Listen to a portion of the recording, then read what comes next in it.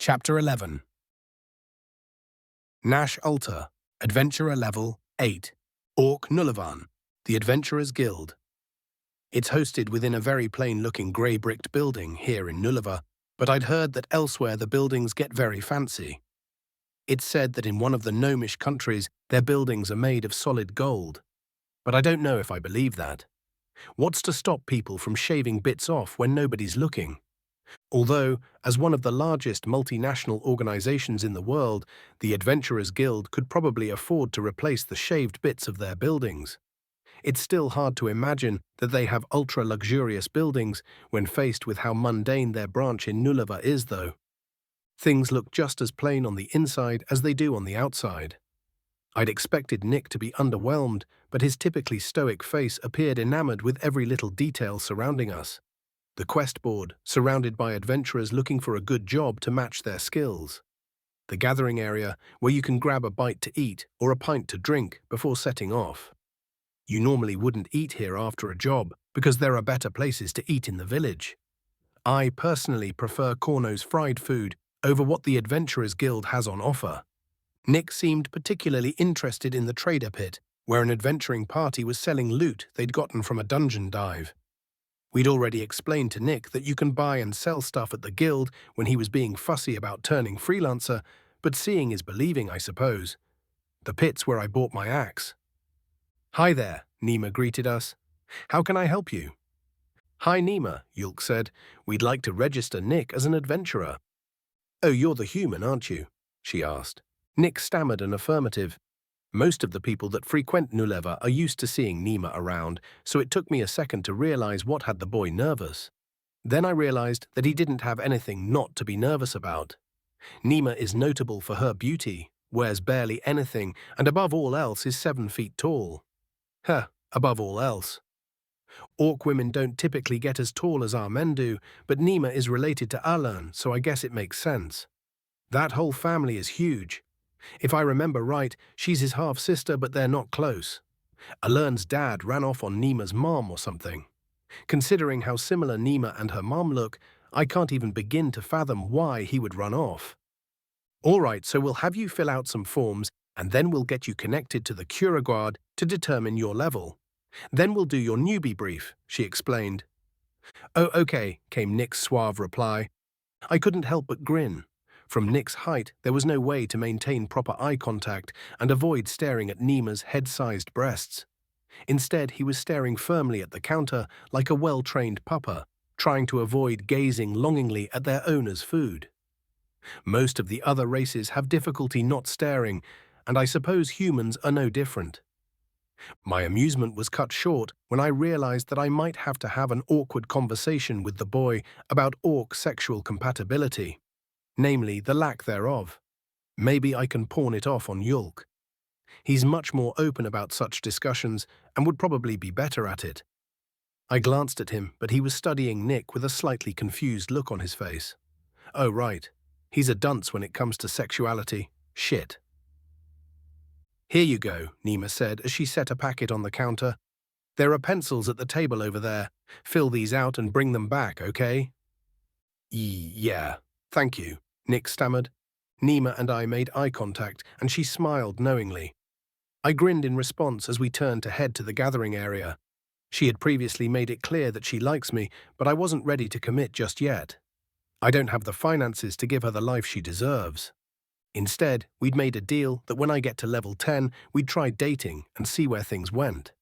When you hit level 10, you get access to better-paying jobs and 50% of the retail value of the goods you sell, which would give me enough money to support Mum and properly court Nima. We'd made this deal last year when I was only level 6, and I'd been grinding hard ever since. Nick said as we got to one of the tables. "I can't read this." "What?" I asked. "I don't understand this writing," he clarified. "But you speak perfect Orcish. How are you unable to read it?" I demanded. "Probably the same way you can't," Yulk said, causing me to flinch. "This is something that I've been thinking about, though. Why is it that you can speak Orcish, Nick?" "I'm not. I'm speaking English," Nick replied. "I thought you were speaking English. What the hell is going on?" "That's what I would like to know. English?" I'd never heard of English. Must be a language from his world or whatever. But in this world, there are only 8 languages. Orcish, Elvish, Daimon, Drow, Draken, Dwarven, Gnomish, and Unyelish. They're all similar enough that it's easy to learn to speak and understand them. Yulk taught me how to speak them when he got back from schooling around. It was pretty fun until we got to the writing part. I can't seem to wrap my head around letters and words, no matter what language they're in. Don't have that problem with math, though. Numbers are nice. Maybe it's a skill, Yulk ventured. It's not on my skill list, though, Nick said. Yulk pondered for a moment. Is your skill list ability listed on your skill list? No. Then maybe whatever is allowing you to see your skill list is also automatically translating what you hear and say. Yeah, I interrupted impatiently. You might be able to speak all the languages. Congrats, whatever. Problem is, you can't read them. Have Yulk fill out the forms for you like he did for me. The two of them looked at me with blank expressions, as if they hadn't already thought of that solution and were surprised that I was the one that came up with it. I crossed my arms and glared back at them. What the hell are you looking at? You didn't think of that, I demanded. I'm supposed to be the dumb one. We're going to be in real trouble if it turns out that I'm the smartest of the 3 of us. Fair enough, Yulk replied. But I'll have you know that dumb means you're not able to talk. So just by the merit of being able to yell at us, you're not. Whatever, I interrupted. Just get the fucking forms filled out. Yulk grinned at me and grabbed the forms from Nick. He began reading aloud as I sat down next to them. The questionnaire portion went by fairly easily, except for a couple of parts. We had to add our own answer to species, and there was some confusion when it came to the race part. Turns out that Nick's world had a different definition of race than ours, so Yulk explained that your race was based off of where your parents are based. So Nick is an American human. His children would also be American humans, but his grandchildren would be Nulavan humans, assuming he found other humans and had children, and those children stuck around Nulavar. Yulk began to explain the various reasons why one's race was accounted for, and I zoned out. International diversity treaties and bans are boring. Instead, I thought about what life would be like with Nima. We'd date for a year or 2, then have a nice year-long engagement, followed by a wedding, if all went well. I've even planned out our first date. I'll come by with a gift, a nice 16-inch engraved hunting knife, and take her out to dinner at Corno's. Then we'll swing by the training arena and watch people spar until the sun goes down, and to wrap up the date, we'll stargaze. If she still likes me afterward, then she'll decide what we do on the next date. Once we get engaged, we'll be moving in together. I'll probably have to knock down a wall to give us some more room in my bedroom. It'll be a pain, but we'd also get a bigger living room out of it. Well, unless her mum makes a fuss and has me move in with them instead. I don't think that'll happen, though.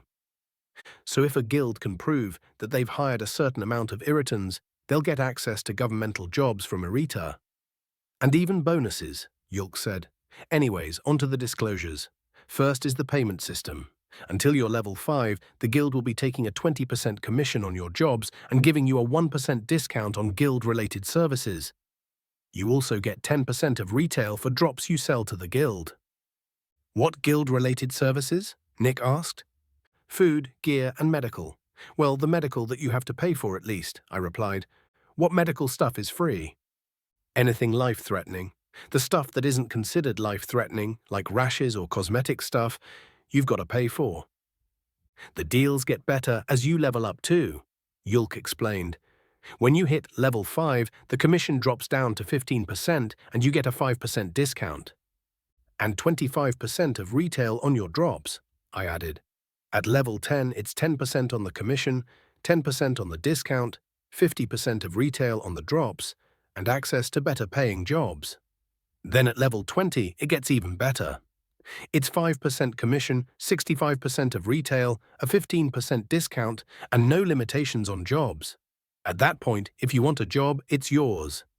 Okay, I get it now, Nick said. But what are these jobs? I thought you just went in the dungeon and got stuff to sell. The jobs vary.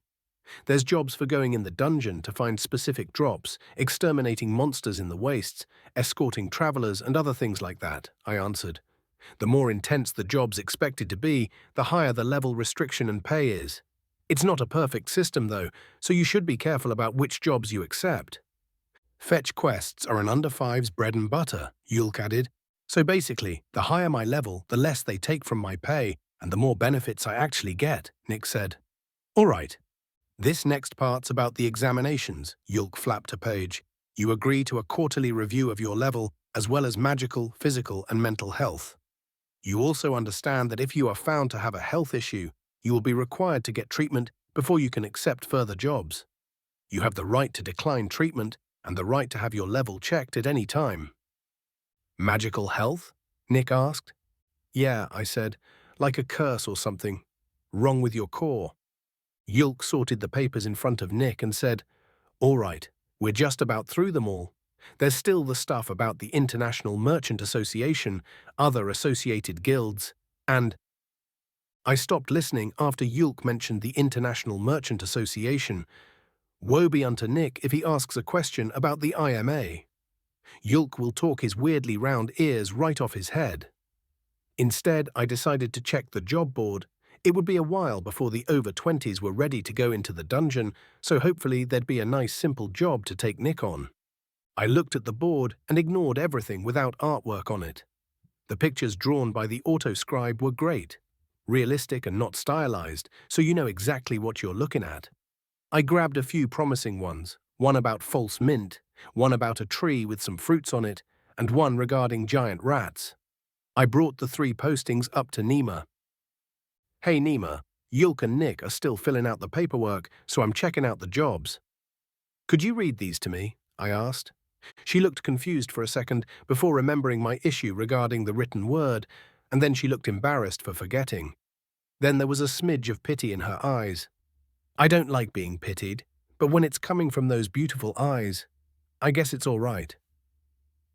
Oh, sweetie, she replied. Of course I will. This first one is a gathering mission for false mint from the forest depths. 50 leaves are needed. Ah, the forest, north or south. It doesn't specify. Just need 50 false mint leaves from the forest. Okay, we might do that one. What's the next one about? Gathering yipples. They want a sack full. Where are the yipple trees? I scratched my neck. It had been years since I went gathering fruit. On the edge of the forest leading into the wastes, to the south, she answered. The south, that's good. Might do that one too. What about the rats? Let's see. There's a pack of giant rats harassing caravans in the wastes to the south. Reports indicate there's only about a dozen, and the poster is offering 2 copper per pelt delivered to the guild. It's a level 5 and over job. Well, that should be fine. Yulk and I are over 5s, so we can bring Nick along as a party member, righty? I asked, leaning on the counter with my most charming smile. Of course, she smiled back, but you will be censured if he gets killed or crippled, though. Fat chance of that, I replied. Despite appearances, that little fucker can pack a wallop. What's this? Nima asked, feigning shock. The legendary Nash giving praise to someone. He must be pretty capable. Yeah, laugh it up, I chuckled. Don't tell him I said that, though. He'll go and get an ego. My lips are sealed, she winked. Our eyes met and we smiled. The rest of the world faded away for a moment before Yulk's voice snapped me back to reality. I missed what he said, so I looked back to Nima. She looked confused as well, and I got a fuzzy feeling in my chest when I realized she missed it too. We'd been lost in each other's eyes. The forms, Yulk slowly stated. They're done. We're ready for the examinations. What were you 2 up to? I was accepting some jobs for us to do to pass the time. We got herb and fruit gathering with some hunting in the wastes. Shouldn't take more than a day and a half, I said quickly. Herbs and fruit. I thought you guys only eat meat, Nick replied. Well, we fucking season it. We're not animals, I grumbled. And anyway, these jobs weren't posted by orcs, they were posted by traders and stuff. Right. Well, what are we hunting? He asked. Giant rats out in the wastes? We're grabbing the plants on the way there. Why's it always fucking rats? Nick grumbled under his breath. Hey, I countered, this is an over 5 quest. Don't underestimate giant rats. They're more than just a nuisance. They'll take down prey twice your size without a sweat. The only reason you're going to be able to do this job is because Yulk and I are protecting you. Now let's get your exams done so we can head out. Which one would you like to start with? Nima asked the human. I'd like to have my level assessed, please, he replied. Sure thing, she said cheerily as she reached into a drawer behind her. She pulled out a contraption and a metallic guild card and set them on the counter. The contraption that the guild uses to connect someone to the Kuragard is a strange-looking thing. It's a rectangular box with 6 stubby legs, 1 on each corner and 2 in the middle. Each leg is made of a different metal, and the box itself looks like it's made of obsidian. She inserted the card in a slot on the part of the box facing us and pressed her fingers into some indents on her side of the box. Blue light spilled out of the top of the box and formed a square in front of us. Then green lights shot out and entered the square, creating numbers, letters, and the palm of a hand. The light took on a mirror-like quality as it hardened, still hovering a few inches above the contraption. Then she fed the forms into the back of the box. All right, please place your hand on the handprint until you feel a slight electric shock, Nima said. Without saying anything, Nick reached out and placed his hand on the hardened light. It was a full 10 seconds before Nick winced slightly and withdrew his hand. I shared a look with Yulk. This thing was usually much faster. It made some weird noises that sounded a lot like birds chirping, and then the numbers and letters changed. Yulk and Nima looked at the letters and numbers with confusion. So did Nick and I, but that's only natural considering our inability to read the damned things. Once the 2 readers recovered from their confusion, their eyebrows shot up. What is it? I asked, growing impatient. He's level 5, Yulk answered in a quiet voice.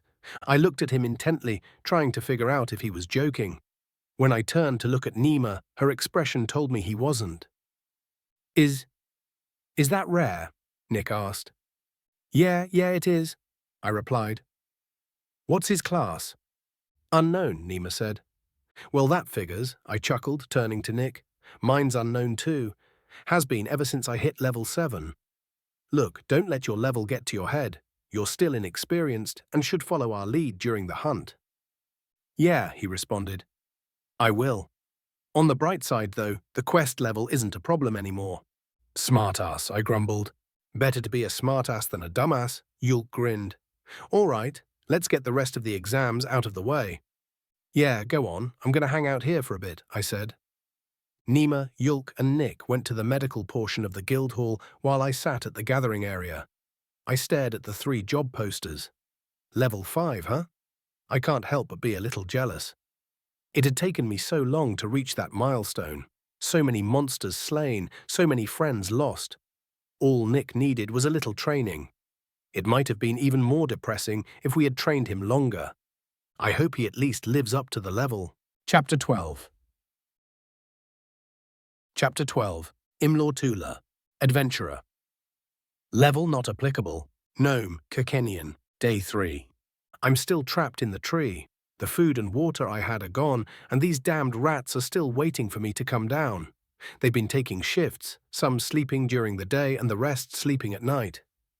Every now and then they try climbing up after me, but a few well-placed kicks and pokes with my dagger thwart their efforts. I am tired, thirsty, and my ass is extremely sore due to the bark of this tree. They're still eating my pack animals, so it's unlikely I'll be able to outlast them. Eventually, I will fall from my perch. A miserable existence fated to meet a miserable end, eaten by rats. If you find this, please avenge me. Make sure no one else shares my fate. Imlortula. I closed the journal and put my pencil away. What an unfortunate thing to have to use a brand new journal for. I glared at the giant rats below me, and their beady red eyes glared right back. From up here they looked a normal size, but in reality they were only slightly smaller than myself. I'm tall for a gnome, 3-6 inches in fact, and I shudder to think what could have happened if I had been even an inch shorter. My wagon and pack animals were still in view. The rats had sprung their ambush and killed both my harnesses before they could react. They had covered themselves in sand along the trail and either hadn't noticed me or decided that the beasts of burden were the best targets. This and some quick thinking gave me barely enough time to scale this tree before they... I shuddered. The damage to the wagon is irreparable. Those teeth and claws had made short work of the wooden sides and cover. The wagon had cost me 50 silver, more than both the narses combined. The rats had broken it open like a cask, trying to get to the sweet meats within. A small shipment for a certain orc chef in Nullava.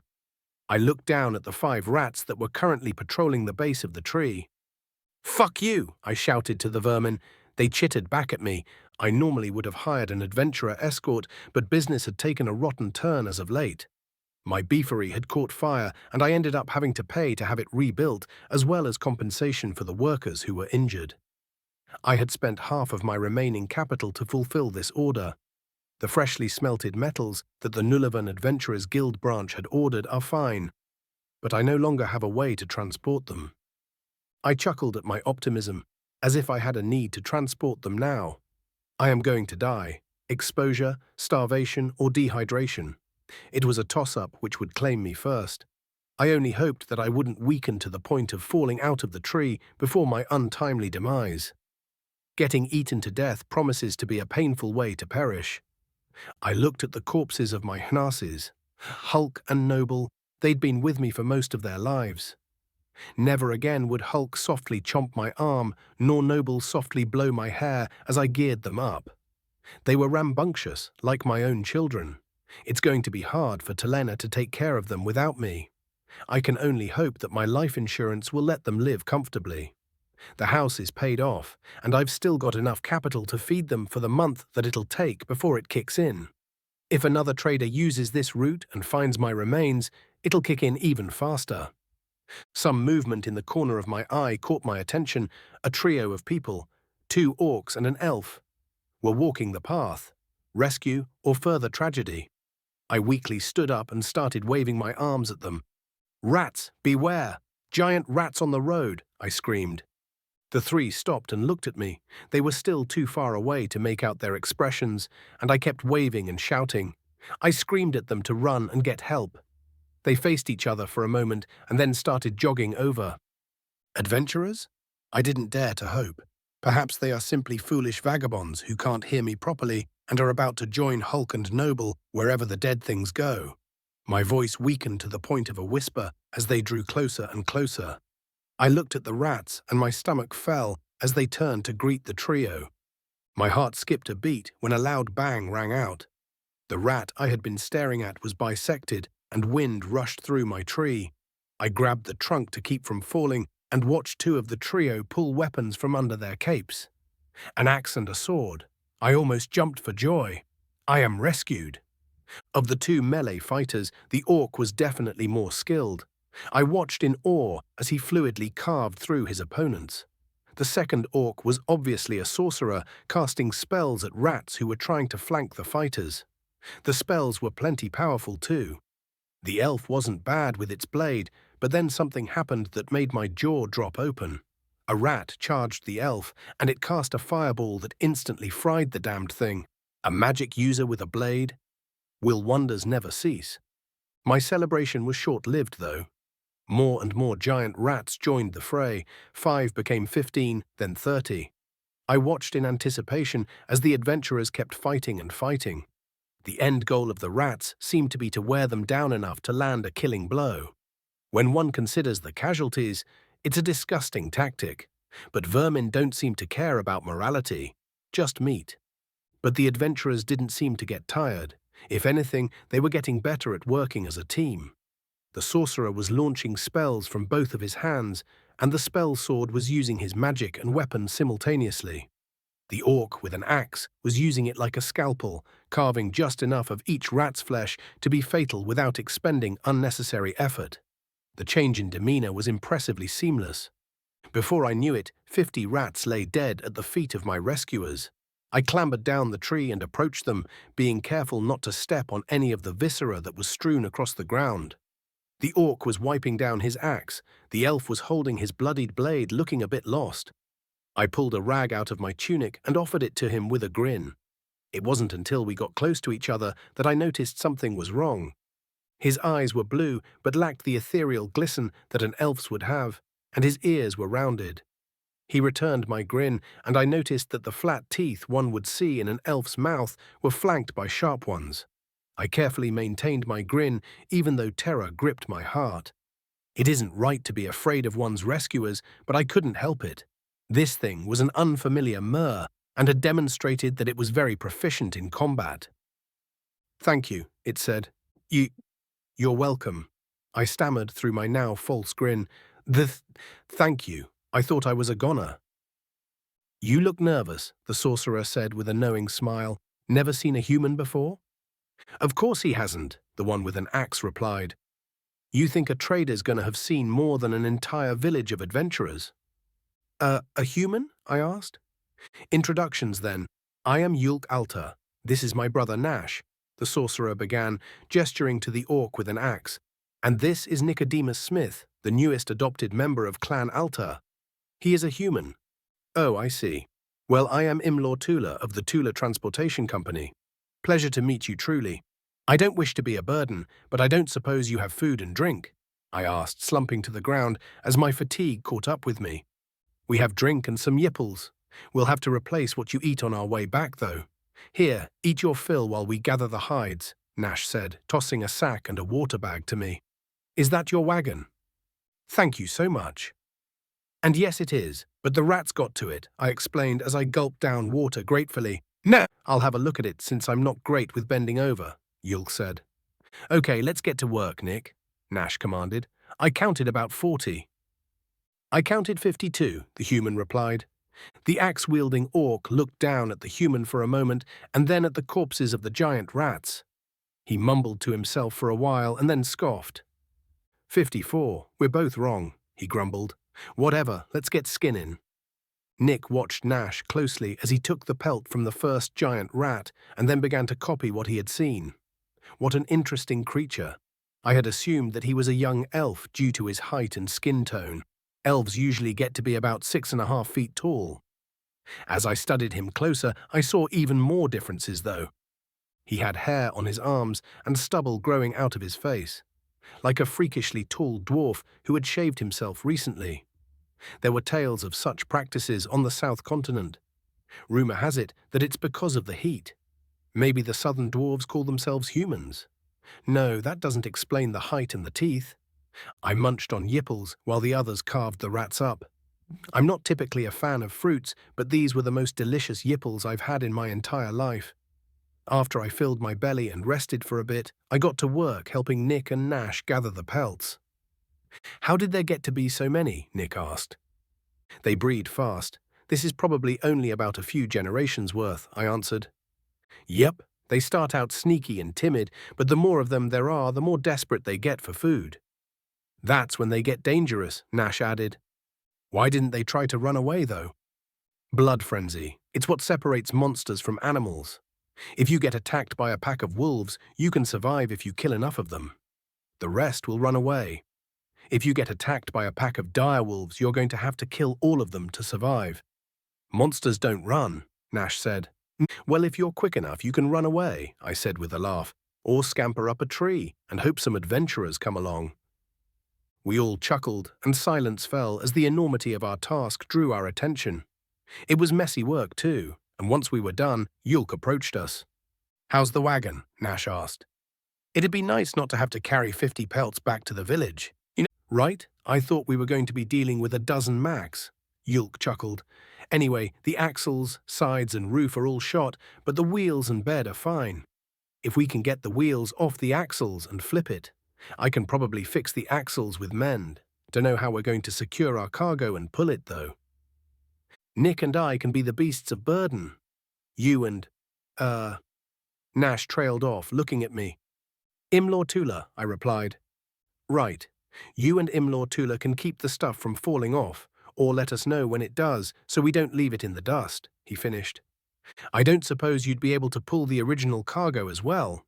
I tentatively asked. "It's about 100 pounds of metals for the Adventurers Guild. Shouldn't be a problem. Gonna have to make a stop for the yipples, though. Nick and I will rest while the two of you grab some more." And so it went. We managed to take the wheels off the wagon and get it flipped over, and Yulk was able to repair the axles with a spell. We affixed the wheels back onto the wagon and loaded everything back up. I said a quiet goodbye to Hulk and Noble while Nick and Nash used what was left of the harnesses to start pulling the wagon. As I began to walk next to the wagon, I struggled to fight back tears of joy. I survived. Chapter 13. Nick Smith, Adventurer Level 5, Human American. It wasn't an easy trek, but we did it. We managed to pull the cart all the way back to the village with only a couple of rests along the way. Once we got to the guild hall, I breathed a heavy sigh of relief and looked around.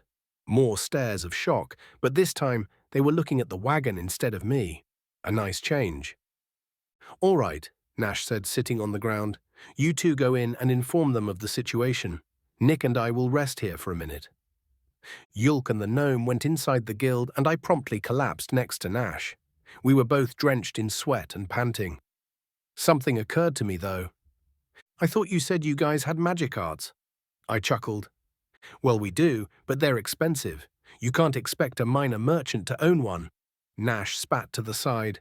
"Plus, they're more for transporting people anyway, cost-to-weight ratio or something." "Yeah, makes sense, I guess," I replied. "Fuck, I'm gonna sleep good tonight." "Don't forget to stretch, or you're gonna be sore during the dungeon dive. Not that we'll be fighting, but just in case." And I laughed because I had been taught that you should stretch before strenuous exercise if you wanted to avoid hurting the next day. Or maybe it was cramping up during your workout. As I thought about it, though, another subject came to mind that I'd been wondering about. "Hey Nash, you know how the forest turns into a desert?" I asked. "Yeah," he replied curtly. "Why is the cutoff so sudden? Isn't there usually like a buffer area between different climates?" "Kid, I don't fucking know. That's just how the wastes are. It goes forest, desert, swamp, and then another forest. It's something to do with the Cataclysm Wars. Big old spells that warped the landscape or some such," he said irritably. "And before you ask, I don't know much about those wars. All I know is that the last one ended more than 1,000 years ago, and it was bad enough that there weren't many history books at that point. You're better off asking Yolki." I nodded and decided to leave it at that. We had a few minutes to relax before an unexpectedly large group of people followed Yulk and Imlaw out of the guild. A few of them looked curiously at me, but the rest were gaping at the wagon. Nima was standing next to Yulk with a shocked expression as well. "I am so sorry," she said. "We thought there were no more than a dozen of them." "It's fine, Nima," Nash laughed. "We didn't even get injured. Well, except maybe my back pulling this damn wagon." "Wait, so you four took on 50 giant rats and didn't even get so much as nibbled?" one of the orcs asked incredulously. "Oh no, sir. It was just those three. I wasn't any help at all," Imlaw answered. "As a matter of fact, the rats were going to eat me, and these three rescued me." "It was 54, Nash interjected. "It only felt like 40, I grinned. Nash treated me to a glare and Nima ushered us inside. Inside the guild was much nicer than the outside of the guild, and I found myself wondering how they handled air conditioning. Before I could ask, we were at the counter and Nima was opening a locked box. "Okay, so 54 pelts is 108 coppers, plus 25 for the fruit and 30 for the false mint. That's 163 coppers, she said. "Do we get extreme hazard pay?" Yulk asked. "Sure do. That's another 100 coppers, bringing the total to 263. Since you're splitting it 3 ways, I guess you won't mind if I just round that up to 1 silver each." "That's very generous of you." Nash smiled flirtatiously. "Indeed," Yulk added. "Now Nick can afford some armor. We can stop by a smith on the way home." "A smith? Won't the weight of metal armor slow me down? Do smiths make leather armor?" I asked. 3 sets of orc eyes gazed at me as if I had grown another head. Nima cocked her head, and Yulk opened his mouth to say something, but then shut it again, obviously confused by my questions. Did I miss something, or is metal lighter here than back on Earth? "Leather armor?" Nash asked. "Yeah," I replied. "You know, light armor?" "Yeah, no. Light armor is still made of metal. You know leather is made of skin, right?"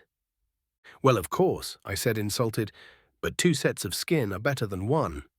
Plus, you can move better." "That's fucking dumb. First off," he began, "regular leather isn't stopping anything.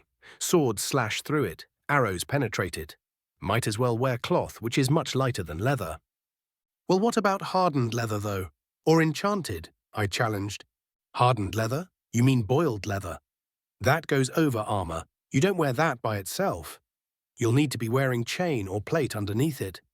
I've heard of some people wearing padded cloth under it, but you'll still end up heavier than just wearing a cuirass.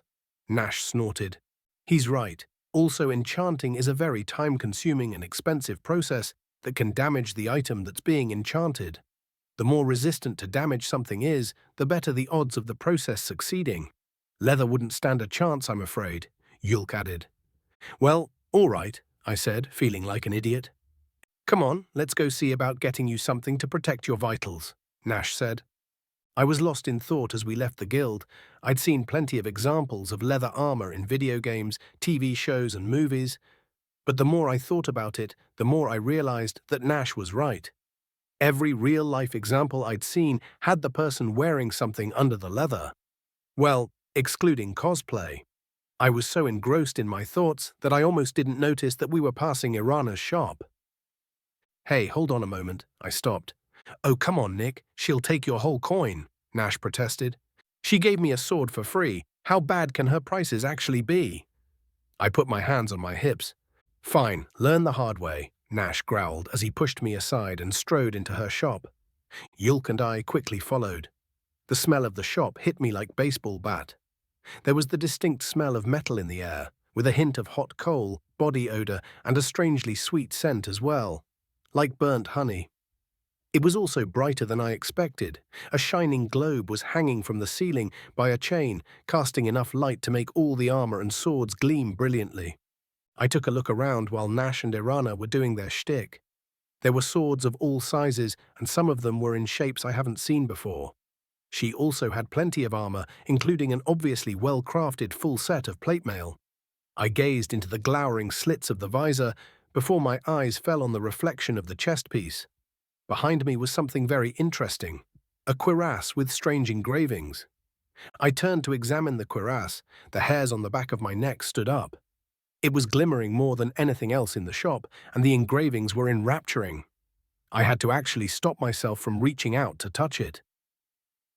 That's a good piece, Irana said, ignoring Nash for a moment. You want to examine it? Yeah, is that okay? I asked. Sure, just wipe your prints after and don't drop it.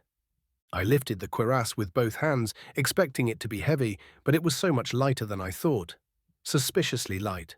I checked the sides and noted that it was at least a quarter-inch thick. It was also padded with cloth and had leather straps holding it together. I gave it a gentle tap and it replied with a soft clang. Then I returned it to its place and wiped it with the sleeve of my shirt. Where'd you get that? Nash asked. It was a trade-in. An adventurer broke their sword and needed a new one, but didn't have any coin, Irana said. He said it's enchanted, but I don't believe him. 20 coppers if you want it. Enchanted, I mumbled. You're going to want more than that. Something to block with, namely. I'm guessing Nash hasn't been teaching you about blocking, she laughed. What's that supposed to mean? Nash demanded. When's the last time you actually blocked a strike, you fucking tree trunk? Well, I don't need to block because I'm not made of glass. What else would I need? I interrupted. The two orcs glared at each other for a moment before turning to look at me. You'll want arm and leg guards, Irana said. Maybe a helmet. I'll have to take your measurements, though. I doubt I have anything that will fit you pre-made. Yeah, and how much will that run him? Nash asked. 20 for the cuirass, 10 for each arm and leg guard, and 20 for the helmet. It'll take about a week, she answered. 80? Okay, we can do that. If I give you a full silver, can you have it done by the end of the week? I asked. By the end of the week, she sputtered. Fucking hell, Nick, didn't take you for a taskmaster. I'm not, I protested. It's just that we'll be going into the dungeon with over 20s at the end of the week, and I want to be prepared. She was silent for a moment and then tapped her fingers as she thought about it. Then she hemmed and hawed and rubbed the back of her neck. Finally, she gave a big sigh and shrugged. If we skip the helm, I can work with Gertho and make it happen. Let's get you measured, she said. We'll get your head too, just in case you want one later. Irana gestured for me to stand on a small shelf next to her counter, and I complied. Then she pulled out a long piece of rope with lines and symbols on it. She held it next to my thigh and forearm, and then measured my head. Once she was done, she grabbed a piece of paper and a pencil and wrote something on it. All right, all done, Come see me before your dungeon dive and I'll get you fitted up. Are you able to pay half in advance? She asked.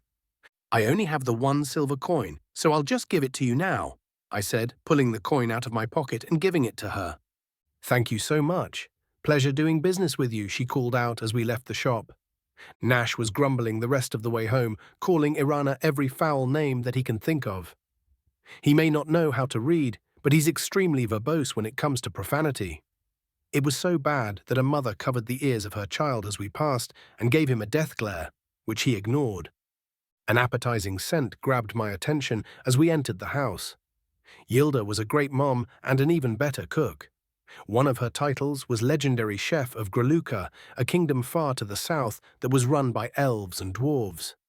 Every night she had made a wonderful dinner and told stories of her exploits.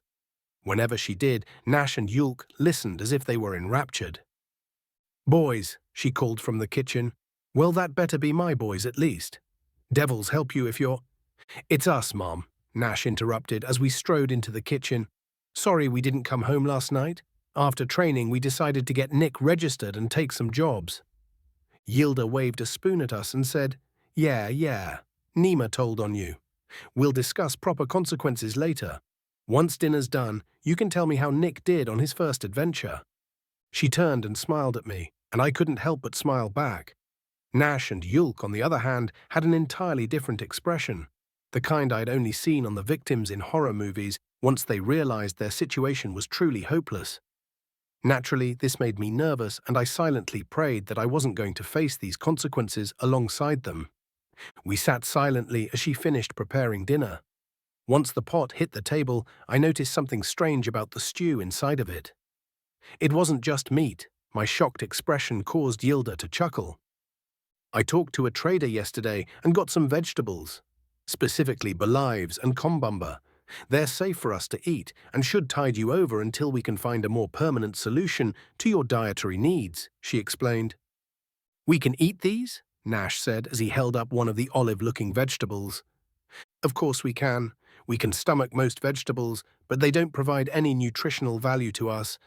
Isn't that right, Yulki? She asked. Yes, Mother. In the capital they add vegetables to dishes for flavor and texture, he added. That's where I got the idea, Yilda beamed. Now get your bowls loaded up and tell me your tales. She listened intently as we explained what happened. Her eyes widened when Yulk told her about my training session with Nash and the meeting with Gluhern, and her jaw dropped when Nash told her my level. Then we explained the jobs that we took, and she nodded solemnly when we told her of the rats. She laughed when we told her about my armor order. Irena might have a crush on you, child, she said. She'd never work so cheap otherwise. Maybe she's just trying to piss Nash off, Yulk laughed. If so, she's succeeding quite admirably. Nothing admirable about it, Nash growled through a face full of food. Yilda suddenly grew concerned. Have either of you explained to him about the anatomical incompatibility between orcs and other species? Nash nearly choked on his food. I looked at the 3 orcs, unable to hide my confusion. Yulk shared my expression of puzzlement. After a few moments of silence, Yilda placed her hands on her face and her elbows on the table, quietly murmuring to herself about something. Finally, she slammed her hands on the table. All right, I'll do it then, she stated. Mom, no, Nash nearly screamed. I'll do it. Just give me some time to think of what to say. No, you've had plenty of time. You know how the young girls like to flirt with non-orcs, and you know what happens if things go too far. Damn it, it should have been the first thing you told him, she shouted. I sat silent as all 3 pairs of eyes turned to me, suddenly feeling very nervous. Anatomical incompatibility? Like what? Can't have babies or something? Why would that matter? I'm not interested in getting another girlfriend. Even if I don't have Cass physically, I have her deep in my heart and have no interest in trying to replace her. Nick, she began, I'm not making any assumptions regarding your intentions with the young maidens of our quaint village. But there's something that you need to know regarding orc sexual organs. Nash was covering his ears at this point, and Yulk looked as if he finally understood what was going on. I wanted to interrupt her, but curiosity got the better of me. What do you mean? I asked. Orcs cannot have sex with anyone other than other orcs. Attempting to typically results in fatal wounds to the non-orc's genitalia, she answered. I sat stunned for a moment before weakly uttering, How? Orcs have bones in certain sensitive spots that are exposed when they become aroused. When two orcs get intimate, these bones grind against each other, causing a pleasurable sensation, she tentatively explained. Unfortunately, these bones are quite sharp. Sharper even than our teeth, Yulk added cheerily. That's enough, Yulk, Yilda scolded him. Anyways, Nick, if an orc woman propositions you, just say no. I felt the blood drain from my face as I imagined the implications. Many questions ran through my head at once, and I was too horrified to keep myself from asking them. But what about, I began. We have bones there too, Nash interrupted with a pleading expression. For the love of all that is good, Nick, don't make my mom explain any more of this. I'm begging you. Okay, I said weakly. Okay, yeah, good to know. Thankfully, I already have someone, so I'm certain I won't be tempted. Well, that's good. Becoming a eunuch at your age would be very bad for your mental health and physical development. Yulk chuckled. Yilda glared at Yulk before turning back to me and asking, You already have someone? From your world? Yes, her name is Cassandra, I replied. She's beautiful.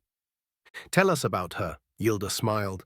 I clenched my jaw to hold back the tide of emotions welling up from within me. After taking a deep breath through my nose, I told my new family everything about Cassandra.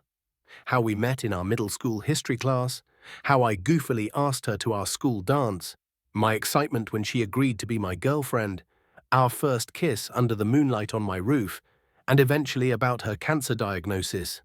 I explained how the doctors said she didn't have long left, and I couldn't help but break down as I told them about my promise to her. Each tear betrayed the emotions I had been trying desperately to crush. Anger at my failure to control myself rose within me, but it was vastly overshadowed by the desolation I felt. I wept uncontrollably until Nash placed his hand on my shoulder to comfort me in a moment of tender kindness. Finally, I was once again able to control myself, and I wiped the tears from my face. I looked up at the three orcs with determination plain on my face. As I met their eyes, I knew I had to tell them my intent once and for all. I'm going to find a way back to her, I said. Silence filled the room as the realization struck home with my new family. As the seconds ticked by, I felt my insides churn. They had been nothing but good to me, and I felt so ungrateful to them for wanting to go back. What if they decided that I was saying that they aren't good enough to stay with and kick me to the curb? What will I do then? Will anyone be willing to help me once the Alta clan turns their back on me? We'll help, Nash replied. Chapter 14. Thunra Grantov, Adventurer Level 23. Orc Nilisonian. I chuckled happily to myself as the rest of the party checked their gear. Working for the High Chief is grand. We're getting paid 15 gold each to investigate a beginner's dungeon. To get pay this high, you usually got to take a job directly from a wealthy family, and that comes with all sorts of risks. Customers are much more likely to stab you in the back without guild support. But with the High Chief, you know everything's above board. Hell, they even warned us about how dangerous this boss is. Ripped right through the over 5s and carved up at least 2 over 10s. It's nice to be told that what you're going to be fighting can and will kill you without a second thought. Makes things nice and simple. No need to wonder if you should seek a non-violent option or try to talk your way out of a fight. I'm not very good at talking. People say I'm funny sometimes, but trying to convince somebody of something just ain't my strength. Neither is looking for clues, though. I looked around at the other adventurers. We had a hell of a roster here, 4 over 20s and the 3 we're escorting. Over 20s usually work alone or in pairs, but the High Chief wants intel, and he sure as hell ain't taking no for an answer. I kind of know one of the over 20s by reputation, but I'd only ever worked with Yisith Mulok and Matri. Yisith's a speed sword, and she's our leader for this little expedition. Matri is a rogue that's got a stereotypically tragic backstory. Dropped her last name because of a scandal with her family or something. The other over 20 is Gino Perunik, one of the more renowned sorcerers in the chiefdom. A quiet kind of guy, but I bet he wasn't quiet when he was told that he'd be in a support role. Sorcs all have a hell of an ego, but the thing we're fighting is a bad match for spellcasters.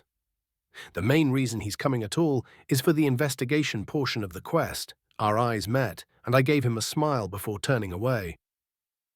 My eyes rested on the weird-looking short thing standing next to one of the Alta brothers. A human, apparently, found in the dungeon of all places. If this job had come from a noble family, we'd probably get a twist order halfway through to seal the damn thing back in the dungeon. Something told me that was a bad idea, but I couldn't quite place what it was. He looked squishy enough, but the sword at his hip tells me he isn't some type of mage. A level 5 shouldn't make an over 20 nervous, just ain't right. The Alta brother with the serrated axe saw me staring and met my eyes. It wasn't a look of hostility, but it was definitely a warning. I looked away with a grunt.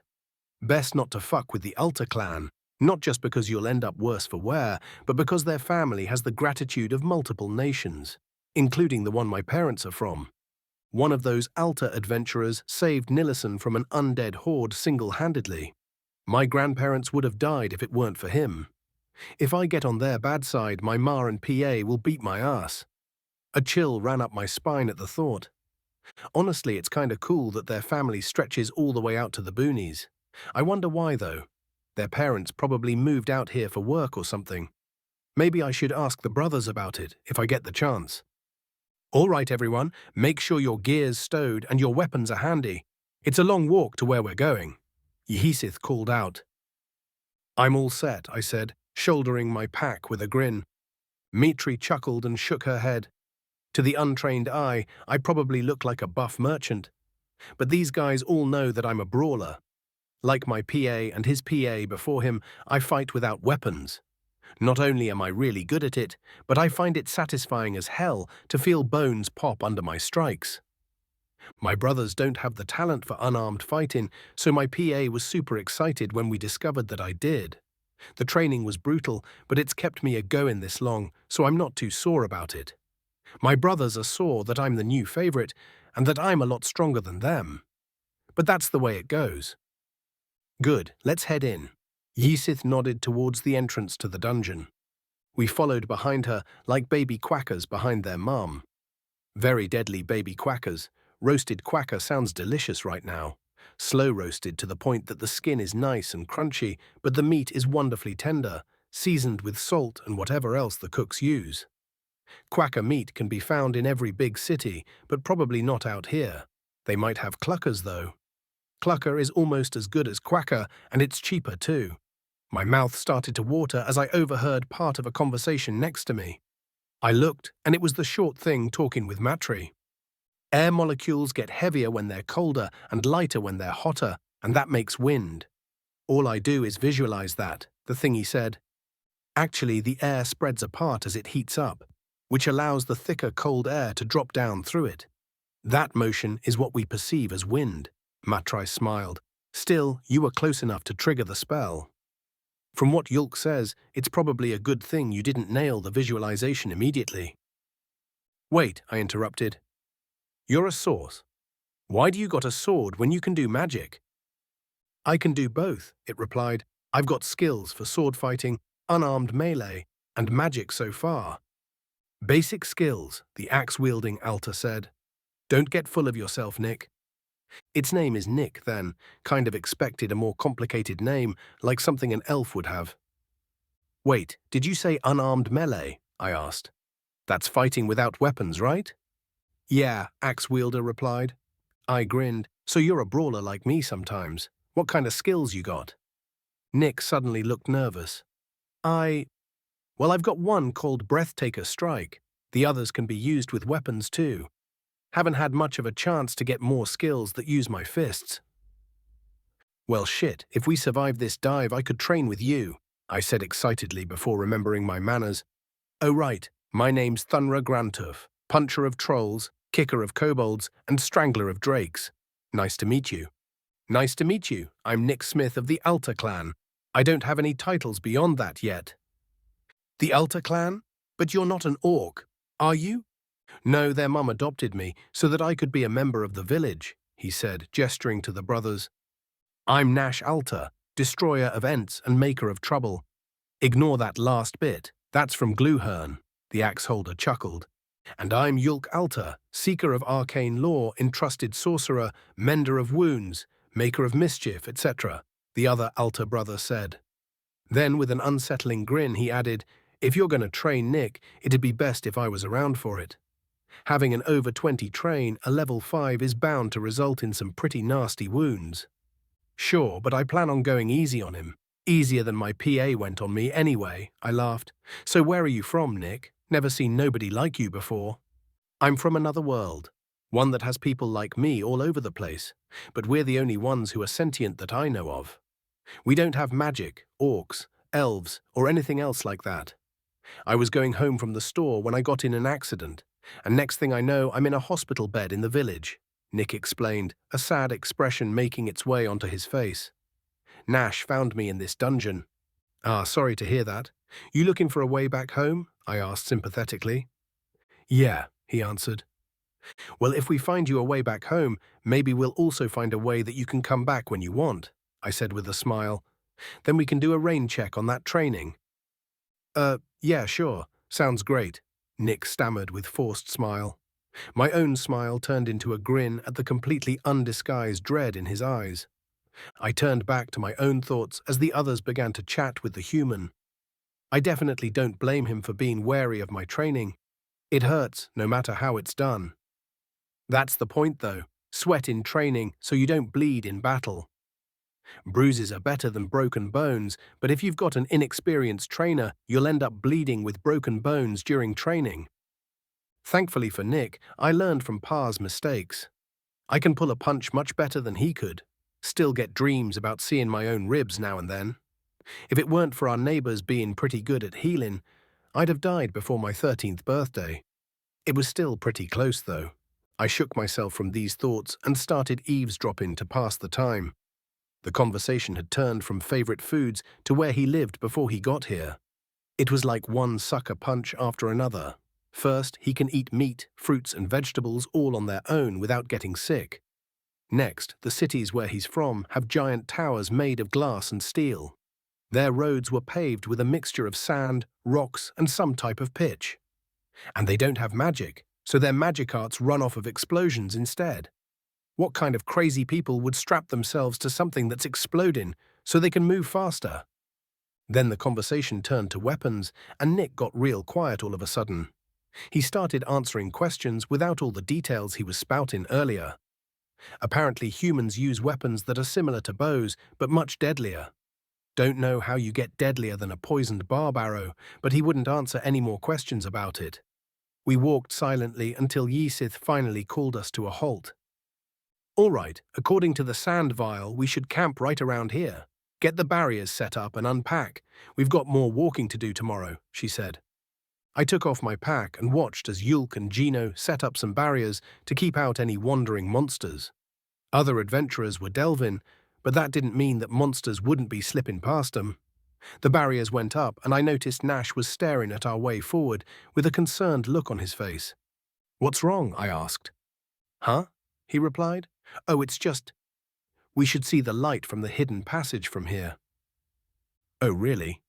Yeah, I remember being annoyed at it, keeping me awake, but now I can't see it at all. He trailed off. The dungeon shifted though, right? I asked. Yeah, but I thought that the hidden passage didn't move, he said. At least nobody mentioned it moving. Well, the passage we're in probably just got longer, I nodded wisely as Yulk and Nick walked up to us. We didn't have any turns or anything. How did the entrance move here but not outside? Nash scratched his braids. What's going on? Nick asked. Nash and I brought them up to speed, and Nick looked as if he was getting a headache. Yulk laughed. Shifter dungeons rarely follow the laws of physics. This side of the dungeon entrance doesn't necessarily correlate to the entrance in the overworld. Yeah, what he said. I grinned. Then I turned to Nick and whispered, What did he say? The dungeon entrance moves inside the dungeon without moving outside the dungeon, I think, Nick answered.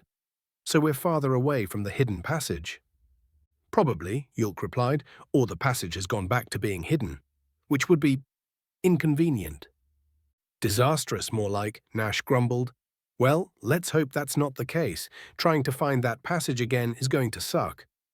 We all nodded in agreement and set about getting our camping gear unpacked.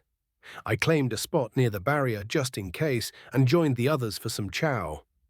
Lighting a fire in a dungeon is usually a bad idea because of the smoke, so it was just survival rations. Chow started out quiet, but once a few of us were done eating, we started swapping stories and bragging. It was Nick's turn to listen in amazement. And as you can imagine, ogres don't take kindly to being castrated, so I had quite the fight on my hands, Matri said. Once they had my scent, I had to abandon trying to be sneaky about it too. Ended up disemboweling one of them before the other knocked me senseless. It was nearly the end of me, but I managed to recover in the nick of time and kicked his axe back into his face. Slit their throats and took their balls back to the guild for a hefty payday. Damn, I knew you were a ballbuster, I joked. More than a few chuckles came from the rest of our party. What did they want ogre balls for? Yisith looked disgusted. I don't know for sure, but they were offering 50 silver per ball, so whoever ordered them was probably trying to use them for an aphrodisiac, Matri answered. More the fool are they, Gino said. Ogre testicles aren't useful alchemical ingredients in any way, let alone to raise one's flag. We spent some more time swapping stories before eyelids started to droop. I stood up, stretched, and walked back over to my bedroll. I took one last look down the passage, trying to make out even a glimmer of the light Nash had mentioned. I didn't see nothing, though, so I laid down and started counting puffy bleaters. Tomorrow's going to be an eventful day. Hopefully. Chapter 15. Nash Altar. Adventurer Level 8. Orc. Nullivan. Up and at 'em, Nashipu, Yulk whispered in a mockingly paternal tone. I sat up and glared at him, making certain that my distaste for his antics was apparent on my face. I hate being woken up by Yulk.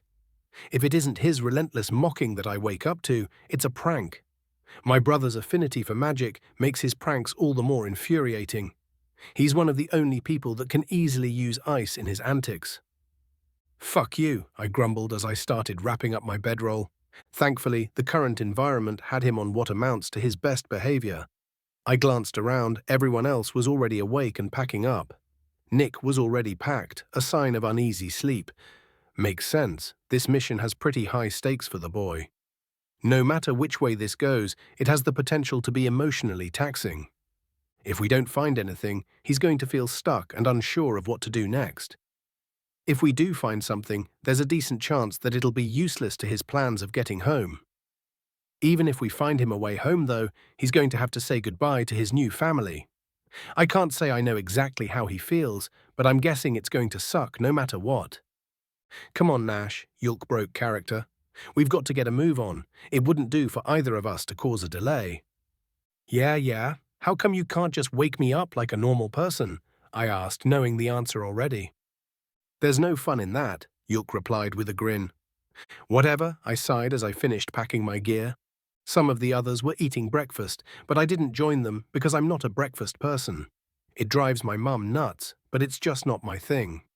Feeling full right after waking up makes me lazy for the rest of the day, so I prefer to snack if I get too hungry before lunch. I slipped a pack of breakfast jerky in my pocket to snack on while we walked. Finish up, everybody. We're burning daylight, Yisith commanded. Obligatory grumbling followed, including quips about daylight being irrelevant in a dungeon. But everyone was marching soon after. People outside the business hear someone described as a professional adventurer, and imagine someone with manners who can take down monsters. In actuality, this was the professional side of adventuring. What needs to get done gets done, but hardly anyone gives any regard to manners. The trip to the hidden passage was spent in silence. Tensions rose the further we had to walk. After another 30 minutes of walking, I was worried we were going to have to start cracking walls to find the hidden passage again. But we finally saw the light from the passage, and the tension eased up some. It was still pretty thick, though, for one very good reason. I hope that barrier held up, Nick voiced everyone's concern. The breach of silence caused all eyes to turn on the boy. I expected him to wilt under the combined gaze of the adventurers, but he didn't. Thunra chuckled at the unintentional audacity. We'll check it before beginning our investigation, but until we confirm its integrity, we'll want the element of surprise, Matri said softly. That's a polite way of saying shut the fuck up, Thunra laughed. Oh, right, Nick replied. Quiet chuckles came from the other adventurers before the silence settled in again. We continued on for another few hours before we came to the fork in the path, and then another couple of hours before we came to the barrier. The bright purple glow was a welcome sight, but what lay beyond it was another story. The only light down the rest of the passage was from the barrier itself. There were deep gashes in the walls and ceiling, as if something went absolutely berserk trying to get through. The thing had even tried to dig below the barrier. Jesus, Nick whispered. It's a good thing the barrier goes below the ground. 40 feet in each direction, to be exact, Gino added. That's the maximum it can go, and that's what the barrier team used. Interesting, Nick replied as he walked over to one of the walls and ran his hand over a brick. It must have been hard to damage these walls. These bricks feel tough and there's no mortar lines. What are these made out of? Looks like bronze, I answered. But they're too perfect, Matri finished my sentence. No pits, dents, or anything that you would normally see, even in polished bronze. Also, I've never seen bronze flake quite like that. She pointed to the rubble on the other side of the barrier. I looked closer, and she was right.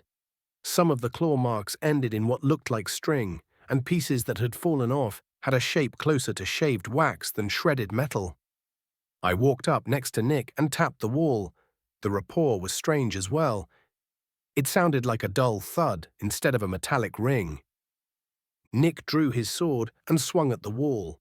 The rest of us stared at him in disbelief, shocked by the suddenness in which he had acted. Then we were shocked by the results. Not a single dent showed in the bricks he had struck. He switched hands and shook the hand that had been holding the sword. Damn it, boy, I shouted. Don't be swinging your sword for no reason. It wasn't for no reason, Nash, he replied. I hit that wall hard and didn't leave even a scratch. I thought it might be made out of a thing called plastic, but I've never seen plastic that can stand up to steel before. Plastic. I turned to look at the bronze-colored bricks again. Then I looked back at the rubble and my blood ran cold as the implications set in. I looked at the over-20s and saw the steel in their eyes. This confirmed that the monster's going to be one that even they have to take seriously. Then something else occurred to me, and my blood started running hot again. Let me see your sword, I growled at Nick. He cautiously held it up to me, hilt first. I snatched it from him and flipped it blade side up. Just as I thought, the damned thing was notched beyond the point of a whetstone. You absolute fucking idiot, I spat at him. Look what you did to your sword. Shit, came his reply. Shit, that's your response? You're going to need to have this repaired. You'd better fucking hope that we don't run into anything that you need to fight. I yelled as I pushed the sword back into his hands. You're right, my bad, he said with regret in his voice. Just use your magic, Yulk chuckled, diffusing my anger a bit. Or we could do some of that unarmed melee training now if you'd like.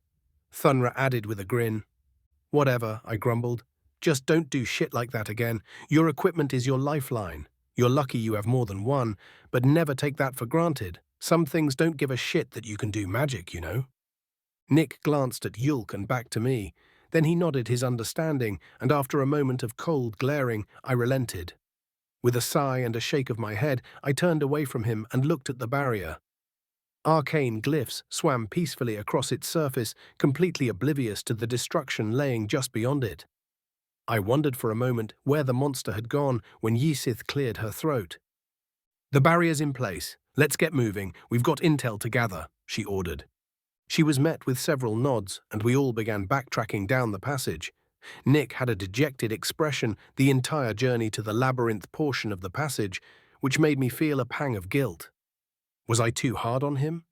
Was there a better way that I could have handled that? Maybe, but Nick's actions had been damned foolish, so he deserved a little embarrassment. Sure, in certain situations, a calm and collected explanation is the best way to go, but when the situation's dangerous, you should have some emotion involved, right? To really hammer the point home. I glanced down at Nick, and a terrible thought occurred to me. I'm massive compared to the boy. Did I scare him? I quickly recalled all of our recent interactions and realized that I've been harsher than I probably should have. I knew why, too. My father was a great Mer. He taught me that satisfaction with your progress leads to complacency, and complacency is the most dangerous foe to an adventurer. I wouldn't have gotten as far as I have as fast as I have without him, and I shudder to think what level Yulk would be if Dad had been around to train him. He had two different personalities that he switched between. The first was a happy-go-lucky Mer who did silly things to make us laugh and cheered us up when we were sad about things. The second was his training personality, which was cold, calculating, and harsh. He never hit me, but I would have preferred that to some of the ways he explained my failings to me. I almost laughed as I realized that I had been emulating him. I wonder if he'd be proud of that. I glanced down at the boy again and realized that I need to change tack. I grew up in an emotionally sound environment and had been well prepared to suffer the barbs of my father's training. I don't know how Nick grew up, but recent events had to be traumatizing to the poor boy. If I'm not careful, he might have a mental break. Fuck. I gritted my teeth and swallowed my pride. Nick, I whispered. Yeah? I shouldn't have yelled at you back there. I'm sorry, I apologized. It was harsh of me, and you didn't deserve that. I'll do better moving forward. Okay, thanks, Nick replied with a very confused expression. I debated explaining further, but decided to drop it as we reached the first turn. All right, Nash, where are we going? Yisith asked. Left is a dead end, I answered. I kept my left hand on the wall and just walked. We can save 10 minutes or so by doing the same thing and skipping this left turn. I took the lead and traced our path. About an hour later, we reached our destination, a large, spacious room with mirrored walls and several broken altar-looking things. It looked almost the same as the last time I saw it, the only exception being that Nick wasn't on one of the altars. The altar that he had been on wasn't lit up like it had been either. This is where I found him, I told Yisith. On the only intact altar thingy. It was lit up at the time, but the lights turned off once I picked him up. A few seconds later, I was teleported to the entrance. Okay, there's only one entrance, so you'll hang out with Thunra on guard duty. The rest of us will have a look around for clues. I nodded, and everyone spread out. Thunra came up beside me and leaned against the wall, crossing his arms. He stared out into the empty hallway, so I watched the others wander around the room. The altars were a mess. Some of them looked as if they had crumbled over time, but others looked as if they had been intentionally broken. Some even had jagged glass jutting up from their sides. I turned around and started eavesdropping. I can't read this, Gino mumbled. I'm not the only one. Nice. Do you recognize this text, Nick? Yulk asked. No, came the reply. If we don't recognize it, that means it's likely Draken, Anyelish, or Daimon, Gino said. Or perhaps it's an ancient lost language. Well, that's a problem. It's not like there are a ton of scholars who study Anyelish or Daimon, and Draken was abandoned in favor of Elvish script. Going to be tough to get this translated, Yulk sighed. I've grabbed a rubbing, just in case. Is something wrong, Nick? What's going on? I turned back in alarm and watched as Nick lay back onto the altar I had found him on. Yulk reached for him as glass suddenly sprang up around the boy and lights began flashing all over the altar. I rushed over. What the hell? I demanded as I looked over the altar. What did you let him do that for? I didn't let him, he just did it. Didn't breathe a single word, just climbed right on, or in, I suppose, Yulk explained. Do you see a way to open this thing? There wasn't even a seam in the glass that was now surrounding Nick.